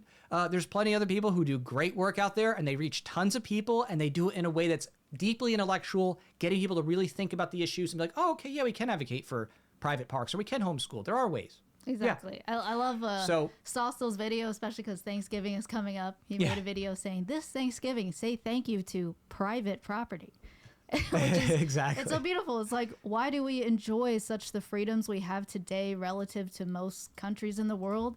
Is because this semblance, we're just saying there could be even more, but the semblance of respect for individual body and property rights, freedom of association, freedom of speech, freedom to defend yourself, your life, your property, your loved ones. And so, I'm thankful for that. And I want the whole world to be free. I want property rights for everyone and the respect of it for all, so long as they reciprocate, of course. Absolutely. So at this juncture, I think we did a good job kind of. We covered the core of his rebuttal toward us that was made, the part that's focused on us. And hopefully now that y'all see it, sophistry is cheap. Debunking sophistry is not. It takes a long time to deconstruct it and go through it. It's very easy to make a bunch of assertions. Shh. It's very hard to then have to go, okay, let's break this one down. Okay. So we now would like to cover what is an incredible article talking about. I read it? Yeah, absolutely. Dave Smith's Psychology. And why we wanted to do this is because this is a frameworking that gives you a sense about how he thinks. Because you might be like, he breaks it down really well. Okay, if Dave is giving lip service to ending the Fed, ending the state, Mises, Rothbard, blah, blah, blah, blah, blah, how does he come to these other conclusions that would seem on their face to be like, okay, well, that's not the best way to go about promoting these libertarian ideas, or that seems to be kind of odd. Like, why would you want to throw the whole military on the border if you're saying, oh, we can't trust the government with even small things. You're going to trust government with 2 million people across, 1,910 miles on just one border alone. Again, it's weird property. Stuff. And there's private property. There's multiple states, different jurisdictions, competition over resources. It's anyway, it just makes you go, okay, well then, what is this framework that he's thinking from? So Tim Starr did a great job breaking this down in a way that I'm just very impressed by. And I think it's because he has a long history in the movement and has seen this happen. It's a pattern that's happened time and again. Dave's not the first to do it. I'm sure he won't be the last. But before we do that, I do have to use the restroom. So could you hold the mic here for a moment while I go and use it? And if you need to use it afterwards, I'll hold it after you. All right. Sounds good. Maybe I will. Maybe I'll play some music in the meantime. We're going to have a little... Never mind, we're not going to play music. I guess I'll just stop. All right, interlude. Well, maybe we'll cut out this segment because it ain't a live stream, so there truly is no one I'm responding to here. But, yeah.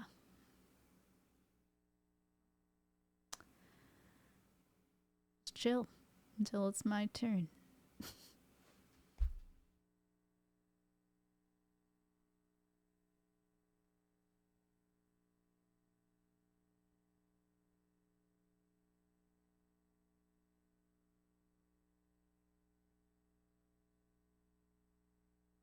My little Kirby in the back right there.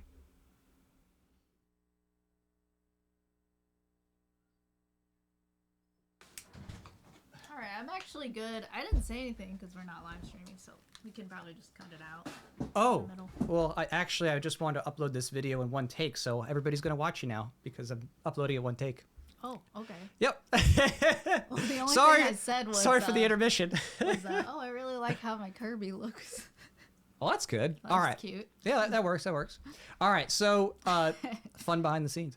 So, this is the article here by Tim Starr. It says, Making a Mockery of Libertarianism, a Forensic Analysis of Dave Smith's Rhetoric, Reasoning, and Influence. So, you're going to take the mic here and read it going forward? Yeah. Just feel free to Yeah, just to get close to the mic here. Nice. Okay. There we go. All right. Epigraphs. First one. Sarcasm is the protest of the weak, from Robert Cormier in The Chocolate War. The second epigraph is, He who is kind to the cruel will eventually be cruel to the kind. That's from the Talmud or the Bible, right? No, the Talmud's not the Bible. Yeah. What? That's the other word. Yeah, you're thinking the Tanakh. Yeah. Other T word. Other T word. Other T Jewish word. All right. Introduction. The purpose of an intellectual autopsy is not to refute a man's conclusions, but to dissect how he thinks, the structure of his arguments, the incentives that shape his rhetoric, the emotional architecture beneath the performance. Dave Smith, comedian, podcaster, self-appointed libertarian figurehead, occupies a strange place in the political ecosystem. He is influential without being serious, moralizing without being moral, certain without being informed. His appeal rests not on scholarship or principled analysis, but on performance, outrage, mockery, identity reinforcement, and the flattering illusion of dissidence. Smith does not advocate libertarianism, he commodifies it. He turns a political philosophy into an algorithmic brand optimized for outrage as a service, transgression as a service, identity as a service, pseudo-courage as a service, fascism adjacent as a service, and power fantasy as a service. This autopsy maps Smith's rhetoric across the 32 recurring fallacies identified in earlier analyses, starting with his November 5th, 2025 post. The answer to all of this is Israel. Is not a random outburst. It is a signature move, replicated endlessly across topics and years. This autopsy is not personal, it is structural, and the central question is, what happens to a movement when its loudest voice replaces philosophy with performance? All right, section 2, fact phase, behavioral record. Before interpreting Smith's reasoning, we establish a baseline of observable facts, the receipts, drawn from his ex-post podcast appearances, debates, and public clips. These are descriptive, not evaluative. Starting with high-frequency blowback narrative. Smith almost universally attributes geopolitical conflict to U.S. or Israeli actions. Quote, the answer to all of this is Israel. This was in November 5th, 2025, very recent. Quote, the U.S. should give Russia what it wants and leave NATO. He said this in Votnik Soup, I guess, podcast or episode 350. He consistently frames adversary actions as pure reactions and Western actions as initiators of harm, which is what a lot of leftists do as well. All right, sarcasm and irony dominance, called clapter, not laughter. So instead of evidence, Smith often deploys sarcasm. For example, either that or they just committed a genocide in 4K. He said this recently. This is applause fishing. Clapter, as Tim Starr coins it, rather than comedy. He also has extreme condemnations of safe targets. Smith reserves his fiercest moral language for those who cannot harm him. For example, Nikki Haley is pure evil, a demon. People like you should be ashamed for the rest of your lives. The safer the target, the harsher the rhetoric. And we just demonstrated that ourselves. Yes. All right. Reluctance to criticize dangerous actors. Smith shows softness toward actual authoritarians. For example, quote, Putin made a lot of truthful and reasonable points. He said this in February 2024. He refuses to condemn Nick Fuentes outright. He defends Candace Owens during anti-Semitic scandals, and he routinely softens extremist rhetoric. Self-presentation as persecuted dissident.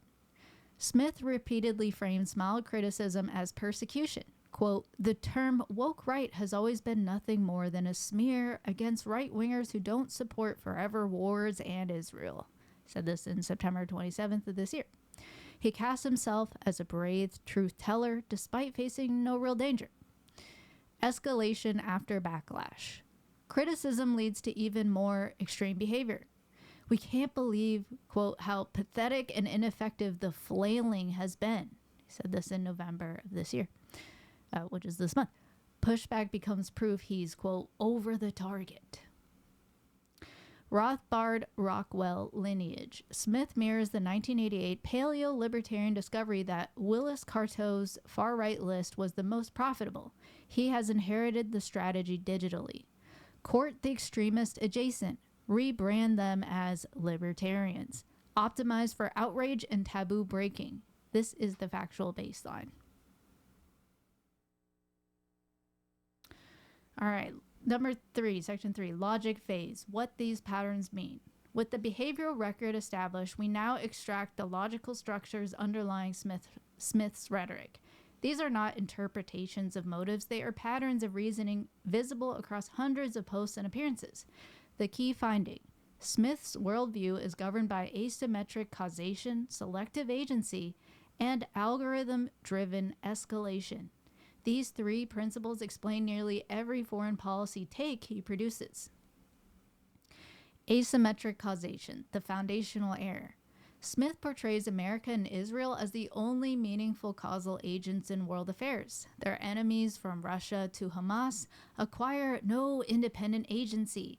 They become shadows, reacting rather than acting. Thus, if Hamas commits atrocities, then Dave's view would be that America or Israel caused it. If Russia invades Ukraine, then NATO provoked it. If Iran arms proxies, then U.S. sanctions forced it. If extremists radicalize, it's American foreign policy that created them.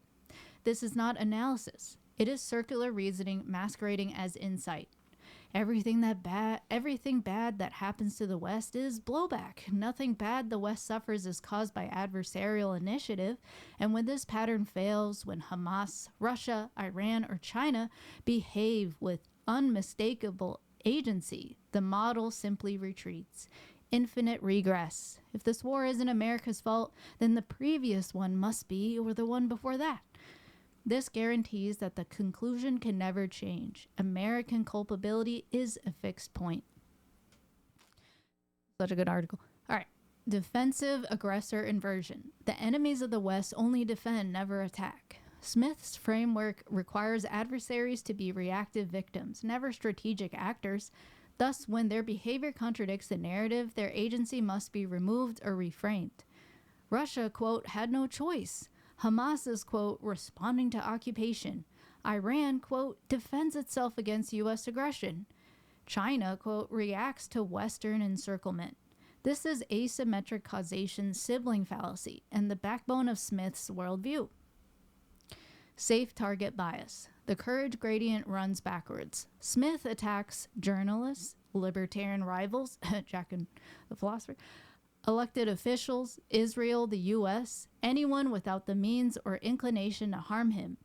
He excuses authoritarian states, extremist personalities, Hamas, Putin, fringe anti-Semitic voices, violent movements, and violent movements. This produces the moral inversion. He afflicts the tolerant and comforts the intolerant. It is the Talmudic warning inverted. being cruel to the kind and kind to the cruel. This is not incidental, it is structural. I thought that was really well laid out, just that reference there. And and this part of it's because these structural frameworks are frameworks that are inherited, because Dave Smith is not getting these ideas solely because of his own, like he went and got a PhD and studied abroad or something like that. He has adopted these things from whom he quotes. So what he is saying follows patterns of past thinkers, and some still alive. And that's why this pattern emerges, because he is regurgitating what they have. He's being given the talking points. Right. All right. Confirmation bias as first, last, and only resort. If all adversary actions are reactions to the West, then evidence must be filtered accordingly. This produces a systematic error pattern. Western intelligence is always presumed false. Hamas, Russian, Iran claims are always presumed plausible. Israel's statements are always presumed as propaganda. Extremist narratives are presumed as misunderstood. Anti-Israel disinformation are uncritically boosted, and Western analysts are dismissed as regime mouthpieces.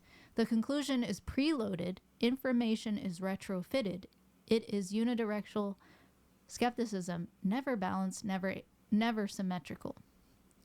Audience optimization, not argumentation. Smith's takes are not anchored to evidence, but to engagement metrics. The hotter the claim, the more viral the clip, the more extreme the rhetoric, the higher the algorithmic reward. This is how he became and remains a slave to escalation. He does not follow the evidence, he follows the crowd. This leads to the final logic module, the feedback loop of escalation. Smith's rhetoric follows a predictable cycle. Initial provocation, 2nd, backlash, 3, escalation framed as courage, 4, clapter reinforcement, 5, algorithmic reward, and 6, incentive to escalate further. He interprets pushback as vindication. Thus, disconfirmation becomes confirmation, criticism becomes reinforcement, escalation becomes inevitable. It is a closed circuit, self-sustaining, and self-corroborating. Section 4, the comedy shield, how humor becomes epistemic armor. Oh, okay. How humor becomes epistemic armor. I know it's big letters, so it might have thrown your eyes off. And it's not a common word that I use. Okay. Smith uses comedy not as illumination, but as insulation. The quote, comedy shield is his version of the Mott and Bailey fallacy. Bailey, bold claim, sweeping moral accusations, extreme political assertions, and conspiratorial framing. The Mott, retreat. Relax, it's comedy, lighten up. This pattern is reliable, make an extreme claim, receive criticism, retreat into just joking, reassert the claim in a slightly different form, and repeat. And I just want to jump in and say, just joking, or I was just making a hypothetical, also common, as we just showed. Right. Yeah. Don't take me seriously, but take me seriously. Yep. This gives him plausible deniability, protection from accountability, freedom to escalate without owning outcomes, insulation from his own audience's moderates, cover to flirt with extremist rhetoric. This is why a key line applies with precision. Comedy means never having to admit you're wrong. The shield lets him deploy moral accusations with no responsibility to defend them, a structure that encourages maximal irresponsibility. Section 5, the macho flash tactic in outrage farming. Quote, outrage as a service trademark and the Raimondo lineage. Dave Smith did not invent the tactic that Michael Cloud once called the macho flash. That distinction belongs to antiwar.com founder Justin Raimondo, whom Smith consciously emulates. The tactic works like this. 1. Take the most extreme position in the room. 2. Provoke a visceral reaction. 3. Use that reaction as evidence you're right. 4. Escalate again because escalation is the product. The logic is beautifully circular. If people are outraged, you must be telling an uncomfortable truth. If no one is outraged, escalate until they are. It is provocation for profit. It is escalation as a market signal. This is why Smith continually radicalizes after backlash. He interprets pushback as proof of persecution, proof of courage, proof he has, quote, hit a nerve, Proof he's, quote, over the target. Proof his audience wants even more. Like Raimondo, he confuses outrage with insight. He mistakes attention for accuracy. And also like Raimondo, he mistakes the emotional thrill of going too far for the intellectual achievement of being correct. Outrage as a service, trademark. Smith doesn't merely provoke for its own sake, he manufactures outrage because it sells. Outrage is more shareable, more viral, more emotionally triggering, more likely to generate clapter, more likely to produce dopamine spikes, and more financially rewarding. Thus, outrage becomes a service module, something he can deliver on demand. This is why nearly all of his rhetorical escalation occurs after he sees what lands with his audience. He doesn't follow principle, he follows engagement. Backlash, validation, and escalation incentive loop. Every controversy creates a racket. Ratchet. A ratchet. Huh. Step 1, make an incendiary claim. Step 2, receive furious replies. Step 3, declare vindication. Step 4, escalate further. Step 5, audience cheers the escalation. Step 6, algorithm rewards the behavior, and return and repeat. Step 1. This loop is so tight and so predictable that it defines his entire online persona. Smith is not analyzing geopolitics, he is running a machine designed to produce outrage, conflict, dopamine, clapter, engagement spikes, confirmation for the audience's resentments. Which leads naturally into the deeper question. What psychological incentives make this system so stable? That is the realm of cognitive drivers. All right, would you mind continuing? And Yeah. Now it's my turn for a break. Yeah. Cognitive drivers, the psychological architecture underneath the rhetoric. Beneath Smith's rhetoric lies a predictable incentive structure, each element rewarding a specific emotional output from both performer and audience. These drivers explain why the patterns persist across thousands of posts and hundreds of hours of commentary. They form a self-contained psychological ecosystem, a replicating emotional software system. Identity protective cognition, that is, identity as a service. Smith's worldview rests on identity, not logic. He sees himself as the persecuted outsider, the brave dissident, the lone truth teller, the guy who gets it, the man willing to say what others won't. When identity and argument merge, self-correction becomes impossible. A factual error is no longer a mistake. It is an attack on the self. Thus, certainty hardens, skepticism becomes one-directional, evidence is cherry-picked to preserve self-image, his audience becomes a mirror reinforcing that identity. He sells a version of identity that his audience can purchase, identity as a service. Audience capture. The Winan trap. Smith's persona evolved along with his audience, not his reasoning. Like Gail Winan in The Fountainhead, he believes he shapes his audience. In reality, his audience shapes him. The most extreme version of his tape becomes the most retweeted, the most clipped, the most applauded, the most rewarded. Thus, his incentives reward escalation. His audience punishes nuance. His persona is sculpted by metabolic demand, not conviction. This leads directly to the dopamine economy. Comedians in the 1980s got paid in cocaine by comedy club owners. Smith gets paid in dopamine, the algorithmic hit he earns every time outrage spikes engagement. The drug changed, but the dependency didn't. This line is not a metaphor, it is a diagnosis. Clapter dynamics. Thanks. All right, clapter dynamics. Clapter as a service. Smith isn't trying to be funny. He's trying to produce clapter, applause driven by tribal affirmation rather than humor. When he says, either that or they just committed a genocide in 4K, he's not joking. He's sermonizing. Clapter is safer than jokes, easier than arguments, more rewarding than nuance, sharper than evidence. Clapter is the dopamine lever he pulls. It's not that he gets applause because he's right. He gets applause because he says what his audience wants to hear.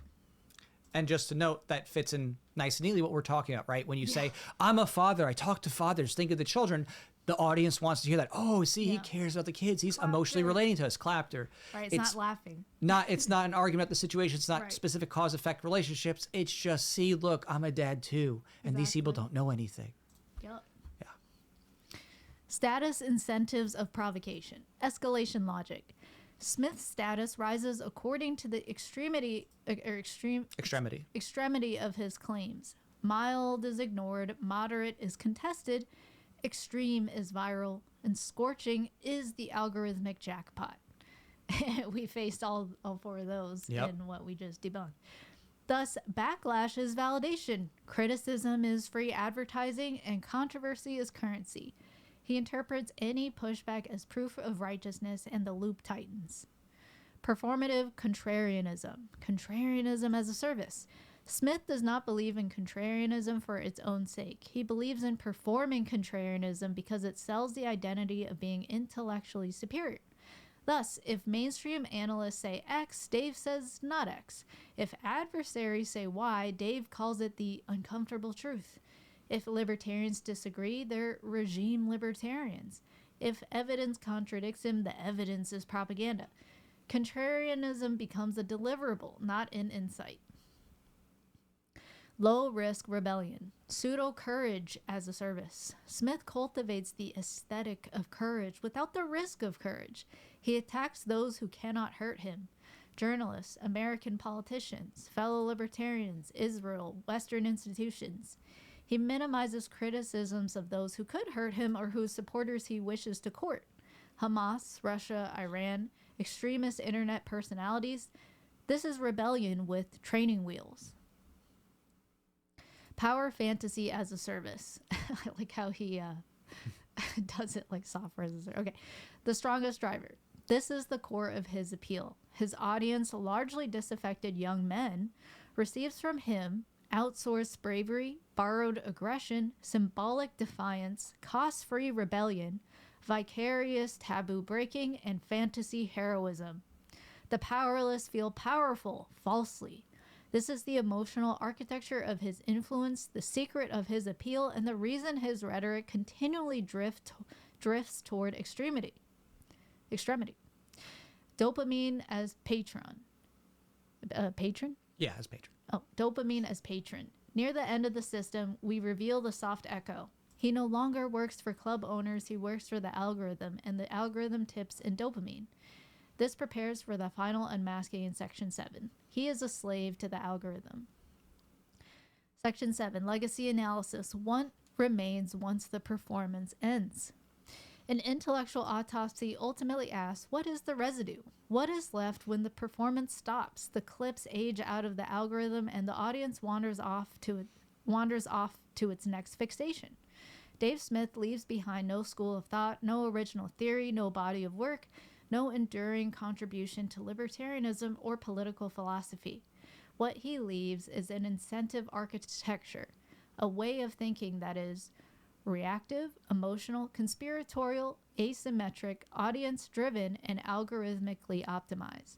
His legacy is procedural, not intellectual. It is a set of rhetorical habits that replicate themselves in those who follow him. Seen that time and time again. Section 7.1, the Winan trap. The Winan trap. Winan. Mm-hmm. The Winan trap. Audience capture as terminal logic. Like Gail Winan in The Fountainhead, Smith believes he commands his audience. In truth, the audience commands him.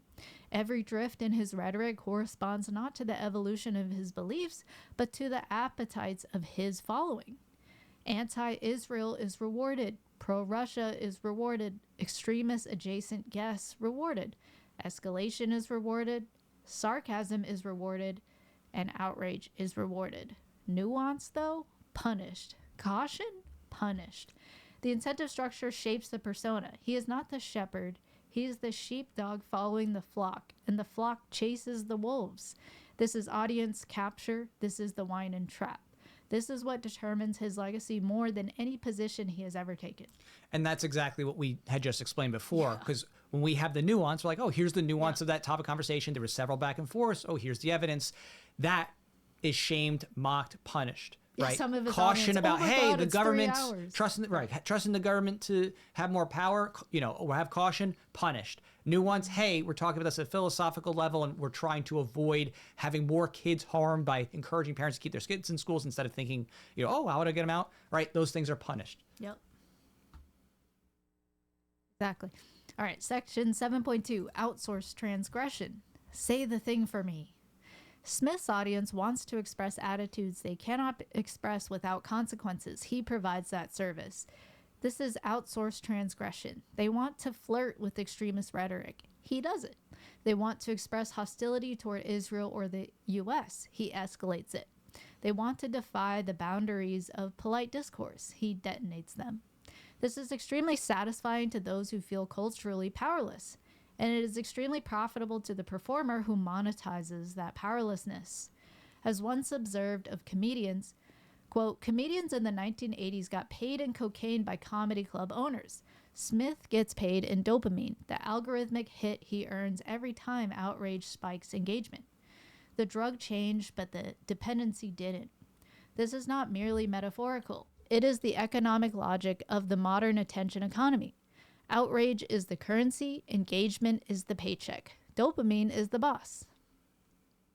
7.3. Algorithmic extremity, the Nazi-adjacent pipeline. Extremism as market share. People often ask why Smith keeps drifting into Nazi-adjacent territory. Why the refusal to condemn Nick Fuentes? Why the sympathy toward Rechtenwald pre-denialism scandal? Why the defenses of Candace Owens? Why the warmth toward Daryl Cooper? And why the soft line on Putin and Hamas? The answer is not ideological. It is economic. Extremist, curious audiences are the most engaged, the most resentful, the most algorithmically active, the most eager for taboo breaking, and the most likely to reward escalation. See that on the left and the right. Mm-hmm. Thus, fascism adjacent as a service. FAAS 3.0. It is a product module, not a worldview. And yes, this is directly descended from the Rothbard-Rockwell strategy of 1988, when the Paul campaign discovered that Willis Carto's far-right mailing list produced the highest fundraising return. Smith is the digital successor to that discovery. He is not a Nazi. He doesn't need to be. He only needs to service the market. I just want to speak to that really quick here, because that is a part of, those demographics when you're saying, okay, who are you attracting your audience? Who are you appealing to, right? If you have a group of people and they feel like, oh, they've been marginalized. And as you mentioned, this happens on the left as well, left to right. You could have the people like, I'm the outcast. I can't say what I really want to say because I'm going to lose my job or this and that. You have someone who says, oh yeah, I wish I could say that out loud. I wish I could say whatever that is. And there might not be bad things necessarily in there, but with this specific, context here, there are a lot of bad things. Like, this is not like, oh, okay, they're just saying something against like mainstream political discourse. Like, yeah, I don't believe we should stand for the flag and the pledge or something like that. We're talking about like, oh, you know what I mean? Women shouldn't be able to speak up, or, most people who are of darker skin color should be in jail, like Nick says. Or on the left, Charlie Kirk should have been murdered. Right, exactly. Like, people who... Like, they may not say that at work. Right, they may not say that at work. Some people did, and they got caught saying, oh, I'm glad a fascist got his just desserts. So... that is that product module where you're saying what people want to hear who feel scared about doing that. And it's very lucrative because, again, the dopamine rush, right? I get to feel that sense of expressing myself in rebellion by supporting someone who says what I really want to say, but they are afraid to. And again, there could be things where it's like, oh, okay, maybe it's good to say it, or there could be things where it's like, actually, no, you're actually just really a disgusting person, and you're a collectivist, and you hate people based on, superficial characteristics, right? So in this case, the extremist rhetoric that we're speaking to is not, oh, okay, we're against like, taxation and government conscription, stuff like that. We're talking about people he's associated with, from Jake Shields to Nick Fuentes, who are major statist collectivist evil people. Yeah, exactly. 7.4, fantasy heroism. Walter Mitty, Don Quixote, thanks. Tweety Bird. Smith performs heroism for an audience that craves it. Not real heroism, but heroism as a fantasy product. His persona oscillates among three archetypes. Walter Mitty, the imagined hero, braver, wiser, more persecuted than reality would permit. Don Quixote?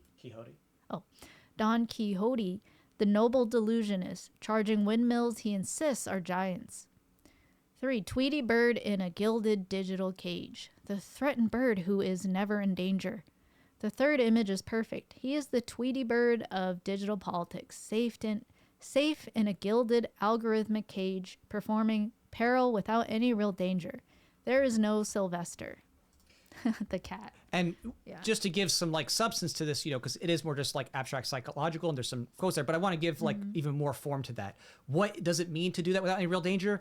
You're not a ground journalist, right? You're like, I'm going to talk about all these foreign events, like as if, I have something of an opinion that's informed, but you've never been to any of these places that you talk day in and day out about. You never visited Israel. You've never been to Russia. You've never been to Iran. You've never been to Jordan. You've never been to Lebanon. You've never been to these places, done video, photography, articles, interviewing people, both sides, like, okay, what's it like, on this side, what's it like on this side, right? Getting into nuance. There's no real danger there, just talking about what someone else talked about. And even with Dave, his danger is like third party because he's having borrowed talking points from people who themselves have not been there, like Scott Horton. He's repeating his talking points, and Scott himself has never been to these places. He's never done the ground journalism and like, okay, I'm going to do the hard thing and go to unsafe places so I can really talk to people on all sides and see what are their opinions, what are they seeing, what can I take photographs of? That's real threat. Like that's like James O'Keefe level stuff, right? James O'Keefe is a real journalist. He's out there going out and risking himself and other people risking their lives to get these undercover interviews at the source, right? That's real peril. It's not real peril to sit there on a podcast and go, well, here's what I think from someone who thinks about something that they've never been to either, right? That's what that boils down to. Yeah, and I would say what we were just in the beginning of this, I guess, episode or video we're showing was that he was doing that with me, performing peril. Saying I'm as bad as a commie and Nazi and that I'm the one really putting kids in danger and therefore I'd be worthy to fight to the death over my views. Like there is no real danger. I'm not doing anything to him, not actually advocating for any violence. And there he is just acting like a victim that he's in peril. And it's just performance. It's not really any danger. So he's the white knight for these parents, these oppressed parents who would be in such grave danger with these crackheads coming in because of people like you, out there. Oh my gosh, see, I'm saving you people by saying something contrary to that. All right, so false performance, there's no real danger. Yep. So there is no Sylvester, the cat that goes after Tweety Bird. He is the performance of danger, not the bearer of it. His audience, equally powerless, participates in the role play. They feel bold without being bold. They feel rebellious without taking any risks. They feel dangerous without any danger. They feel principled without any sacrifice. And they feel persecuted without any cost. Smith enacts a Walter Mitty fantasy of speaking truth to power, but he only speaks truth to safe power. Journalists, libertarians, American politicians, never to the people or movements that would actually threaten him. This is the moral equivalent of hiring Mike Tyson to beat up a little girl, and the crowd gives a standing ovation because they mistake vicarious domination for courage. This defines the emotional ecosystem he cultivates. And I just want to make it clear, like, it's not that, of course, the American government is a threat in terms of taxation, theft, and everything else. We're talking about performatively, like in the moment. Like, you're not going to be persecuted for speech alone in America generally, right? I mean, of course, the Biden administration did a lot of crazy things too, but as a general speaking thing here, you can criticize the government and speech is not going to itself usually lead to violence, at least from the state, generally speaking, right? There's that First Amendment, at least still lingering out there to a degree. I know. Whereas with other countries, sort of. right, where they ban speech, you criticize the government, you're going to jail. They're going to kick down your door and take you down.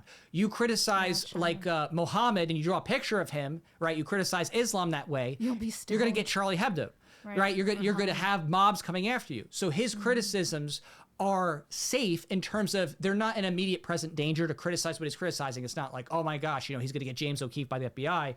You can do it safely generally, but if you pick the people who might come after you, they have their mobs, they have groypers, or they have, people who are like, Islamic angry people. If you criticize that, like that kind of stuff, that is something he won't, push back on because of course that might actually be unsafe to do. If you do things to those people that, that go against, what it is that they're speaking about, they'll come to your conferences and they'll heckle you and they'll maybe even get in your face and fight you. So.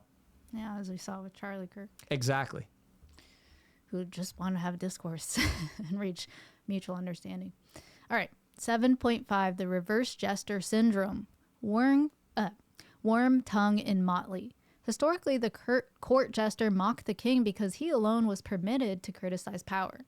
Smith inverts this role. He is a reverse jester. He never mocks the powerful if they are truly dangerous. He mocks only those his audience already hates. He flatters the intolerant by sparing them. He attacks the tolerant as a proxy for toughness.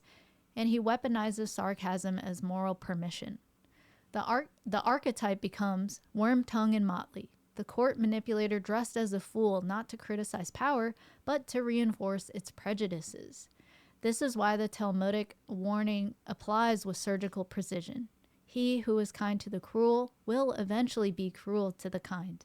It is not merely descriptive, it is predictive. Smith's entire rhetorical posture conforms to this inversion. I mean, geez, we experienced that directly. How we were just trying to be kind.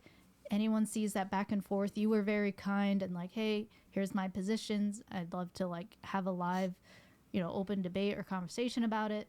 I was the same, very kind. Just I wouldn't even describe myself as kind. I can be cutting, but in terms of what I said, and in terms of the context of what was actually said in that moment, we weren't cruel. Right. Cruel is what he did. Accusations. Right. He's like, you guys are just goofballs and clowns, and nobody takes you seriously, cruel. And you wish you could be in my shoes. And when I'm saying this, guys, that was him being cruel to us. This is on Twitter still. You can go look these tweets up. Yeah. I know they're buried in nested threads because, of course, that's how he does it. He likes saying, those rubbing in those digs whenever we push back on principles. And he doesn't show the receipts, and he doesn't say our names. Right. There's sometimes he has actually reposted some of the direct, general, hate criticisms, but it's always within those type of sophist frameworks where it's just like, you're just stupid, you're just ignorant, nobody likes you, that kind of thing, right? It's about clapter. The audience, yeah, they're cringe. Okay.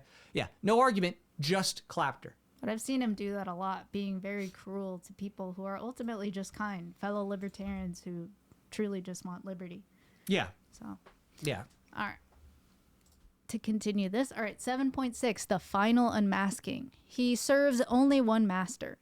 After the soft dopamine echo in section 6, this is where the mask drops entirely. He no longer works for club owners, he works for the algorithm, and the algorithm tips in dopamine. And then the real verdict. He is a slave to the algorithm. He is not rebelling against power. He is obeying the machine. He is not a dissident. He is a product. He is not a threat to the regime. He is a function of its architecture. He has one ruler, one master, one patron, engagement. Nothing else governs him. No principles. That's what I added. 7.7, what he leaves behind. The residue of the system. Smith leaves behind no intellectual contribution. He leaves behind behavioral heuristics, toxic, viral, and easily adopted. And that's why we blocked him. All right. Mockery as argument, outrage as analysis, certainty as courage, identity as ideology, pseudo-courage as principle, cruelty as clarity, conspiracy as skepticism, simplification as insight, extremist adjacency as edginess, and algorithmic obedience disguised as rebellion. This is the emotional software suite that Dave Smith distributes. Outrage as a service, cowardice as a service, identity as a service, transgression as a service, clapter as a service, contrarianism as a service, cynicism as a service, pseudo-courage as a service, simplification as a service, fantasy as a service, fascism adjacent as a service, and power fantasy as a service. It is not philosophy, it is software, and contagious software at that. This is the legacy he leaves. Okay, he must have a software background. Yeah, he literally put software right there. I'm like, okay. Yeah, right. Yeah, you can always tell this fellow software engineer. Yeah, right. All right. Okay. Lastly, conclusion. All right. 8, conclusion. How to respond to a system built on outrage, asymmetry, and performance. An intellectual autopsy ends where the anatomy points, to the structure, not the spectacle, to the mechanism, not the performer. Dave Smith is not an intellectual adversary to be debated, nor a philosophical opponent to be refuted. He is a performer whose system thrives on escalation, feeds on attention, and metabolizes every form of engagement. Praise, criticism, mockery, fact-checking into fuel. His rhetoric cannot be corrected because it is not designed for correction. It is designed for reaction. And that's what we saw time and time again with us. His incentives point in only one direction: more outrage, more escalation, more certainty, more conflict, more dopamine, and more algorithmic reward. Every fallacy in this autopsy, asymmetric causation, blowback universalism, reverse credulity, safe target aggression, the comedy shield, worm tongue and motley cruelty, extremist adjacent flirtation, the wine and trap, the Tweety Bird fantasy of dissidence exists to sustain that loop. Nothing depends on accuracy. Nothing depends on integrity. Everything depends on input. Refuting him feeds the loop. Mocking him feeds the loop. Arguing with him feeds the loop. Even exposing him feeds the loop, unless the exposure ends in the only rational move. As the closing line of War Games warns about global thermonuclear war, the only winning move is not to play. And an older proverb expresses it plainly: never wrestle a greased pig, you both get dirty and the pig enjoys it. Smith's rhetorical world is not a battlefield of ideas or an arena of debate. It is a cage, an emotional enclosure where outrage is the oxygen, escalation is the currency, and the performer thrives only when others step inside with him. He simulates danger from within it. His audience cheers the performance, and the algorithm rewards the show. But it is only a cage if you enter. Walk away from the cage. That single act, refusing the invitation, denying the algorithm its fuel, declining to step into the Tyson octagon or the Tweety Bird enclosure, collapses the entire ecosystem.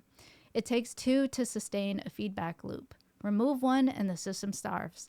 Smith built a cage that looks like a stage. His audience mistakes the cage for a battlefield, but the truth is simpler. Dave Smith is a slave to the algorithm, and you don't have to be. So walk away from the cage. Nice, Tim Stock. Yeah, so, in terms of that, we took, there, obviously there's nuance there that we also, think or diverge on at the end for ourselves. We took in part that, that word there earlier than this article was written, where when Dave's like, oh, they blocked us. Like, yes, we said we're not going to feed your algorithm. Right. We're not going to be these easy, I'm going to quote and then reframe what you're saying to mock you, put you down, and create this rallying cry where nobody's going to go ahead and follow through nested threads. We starved that. And then the exposure part, as he noted, right, if you're going to expose it, you need to bring that reason, evidence, and that call to action to others. And that's exactly what we're doing. We're bringing that reason, evidence, we're bringing that call to action, and we're telling people, hey, we want you to see how this framework works so you can be a better thinker and you can see it and you could expose it yourself when you see it rear its ugly head time and again, as it will. And ultimately, I would even say that I think Dave does have some limits even within this. I think he does have some limits. And I think those limits are going to inherently mean that whoever takes the edgelording even further than him is going to capture his audience. So as he goes sees other people and he, flirts with all these other people who are willing to go even worse than he does in terms of, I'm breaking social taboos and saying all kinds of collectivist toxic things, those people, they're going to be more attractive to Dave Smith's audience because he will have programmed them to look for that. And they're like, Dave is kind of soft. He's not as radical as that Nick guy. That Nick guy really says, what I want to hear and tells it like it is, right? That's going to happen. Yeah, basically by being an inconsistent libertarian, he attracts actual authoritarians. Because that's what authoritarians are. And he programs people who don't have good philosophical backdrop into his framework. And they adopt that, as was noted, and then they become attracted to whoever does that outrage cycle best. Yeah. And Dave does it well, but there are people who do it even better because they're willing to say things that he won't say. The most disgusting. Right. They'll say the most collectivist, vile things that appeals to the deepest prejudices and go to the bottom barrel of people who are just really emotionally, and hate. Not well. They're just full of hate. They're looking to be angry, just like the leftists are, right? The collectivist leftists are just, this capitalist. Right. It exists on the right for the right wing, collectivist issues. Yep. So those people are going to outpace him, I think, eventually. The woke right is real. Yeah, it's quite real. Dave's like, there's no such thing as no. There is a woke right. There's a woke and left. It's not just they're criticizing Israel or the U.S. supported Israel. No. You could certainly criticize those things, but that's not the root philosophical framework. The root philosophical framework in their worldview is like the leftists say, it is the white colonizers who are the root problem of everything. Theirs is Jews and Zionism, they're the root problem of everything. right? They collectivize one thing and they deny agency to any other group, any other ideology, any other state. Yeah. They're all subservient in the same way that it's just, the oppressor and the press class and the Marxist, critical theory that leftists have. That's why they converge on the same thing. That's why they horseshoe. Yeah. Because they have the same ultimate framework. Yeah, they do horseshoe. So yeah, they actually connect back again. Exactly. And they're actually on the same train of tyranny and authoritarianism. And they just think they're, quote, woke. They're like, oh, I see it. We're the liberators. When in fact, they're not woke. They're actually tyrants. Mm-hmm. They're just new types of tyrants with different, subjective cultures. But they're ultimately tyrants at the end of the day, advocating for more statism, more violations of your rights, more theft, and more control. They want collectivist state central planning on identitarian purposes. So in other words, social control, not just economic control, but they want the state to mandate their state religion, whatever that will be, whether it's There's the leftist worldview, right, or it's the oh my gosh, a farcical Christianity, because it's really not even Christianity, but they wear it as a costume. They wear it, as a mask while acting like the devil. And they use that nationalistic tendency to be like, yeah, we need like whatever, the guy in the 1940s who ruled Germany, that guy's name did. So it's the same state central planning, state violence, control everything. They have to control the social and the economic. It's that convergence. Yep. So we are here. We're just the canaries in the coal mine. We're the ones saying, hey guys, this is what's happening. We've been facing this for a long time, and we are frustrated by it. We weren't able to address it earlier because of life circumstances. We finally got the time back, and we're here doing what needs to be done and waking people up to that so that they can leave those frameworks and actually start building a strong foundation in philosophy, valuing reason and evidence, valuing arguments, rejecting the default inclination of, oh, we got to think about how to appeal to people with state solutions, and saying, no, it's okay to tell people think outside the state. That's okay. It's okay to change minds for liberty. Yes. And that's what we're here to do, is change the moral compass of humanity. So, we appreciate, if you've made it this far, I'll give you an applause, because that's pretty impressive. This is one of our longer videos where we're just directly, talking to you, and it, involved a lot of different statements and going back and forth and analyzing things. And it's pretty deep. There's a lot of, food to think about, and it's daunting. I don't expect most people to even get there or get it, because it's not realistic for the average person who's working, if they have family and kids. Like, yeah, you're not spending your whole life gonna, be revolving around a guy's podcast and always listen to it like, 20 hours a week and this or that. Like, it's not realistic to keep up with everything that someone else says.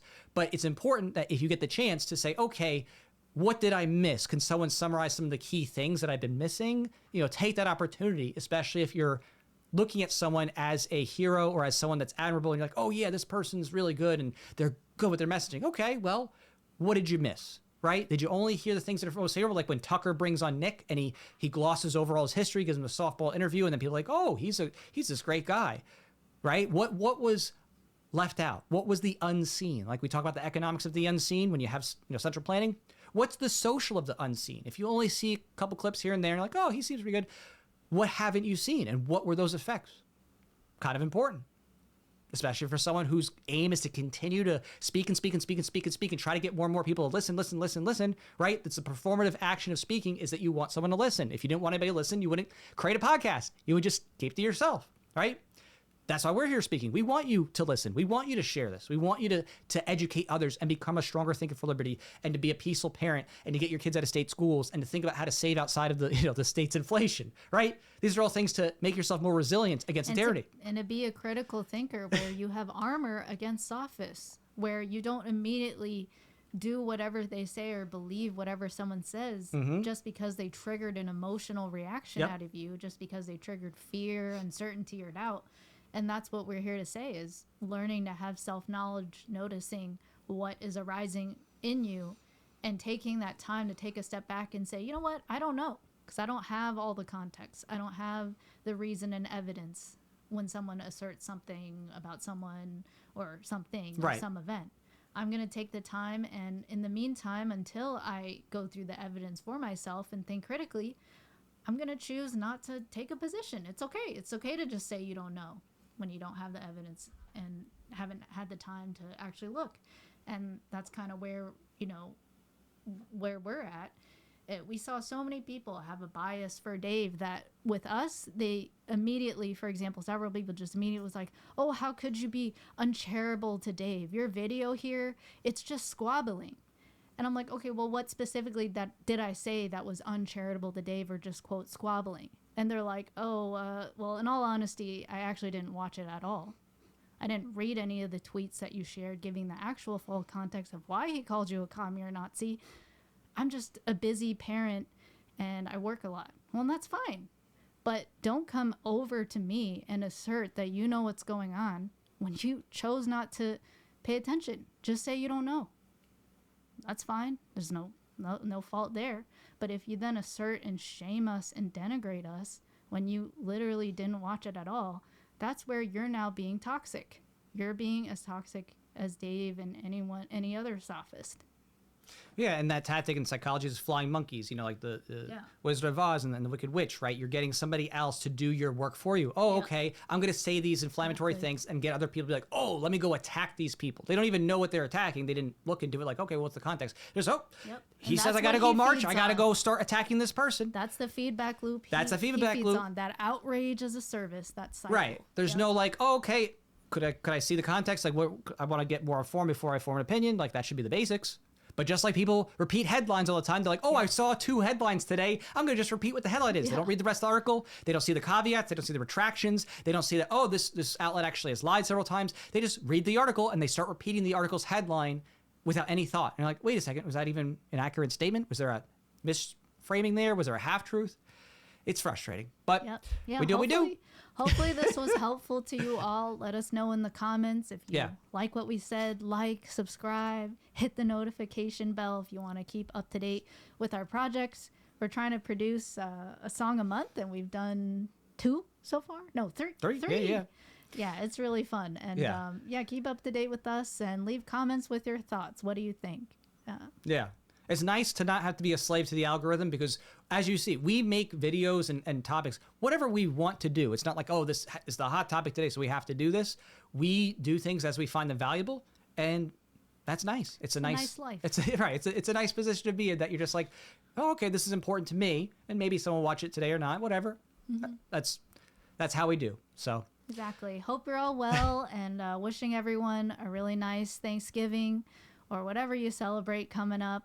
With your family, with your loved ones, with your friends. I hope everyone has a good memory as we continue to fight for truth. And even if you're watching this later and it's not Thanksgiving, have a good time. We won't date this video, but yes, it's anytime you're watching this. I did a few times. I know, it's November 2025. Because it is. It is. All right. Take care, everybody. Thanks, everyone. Bye. Take care.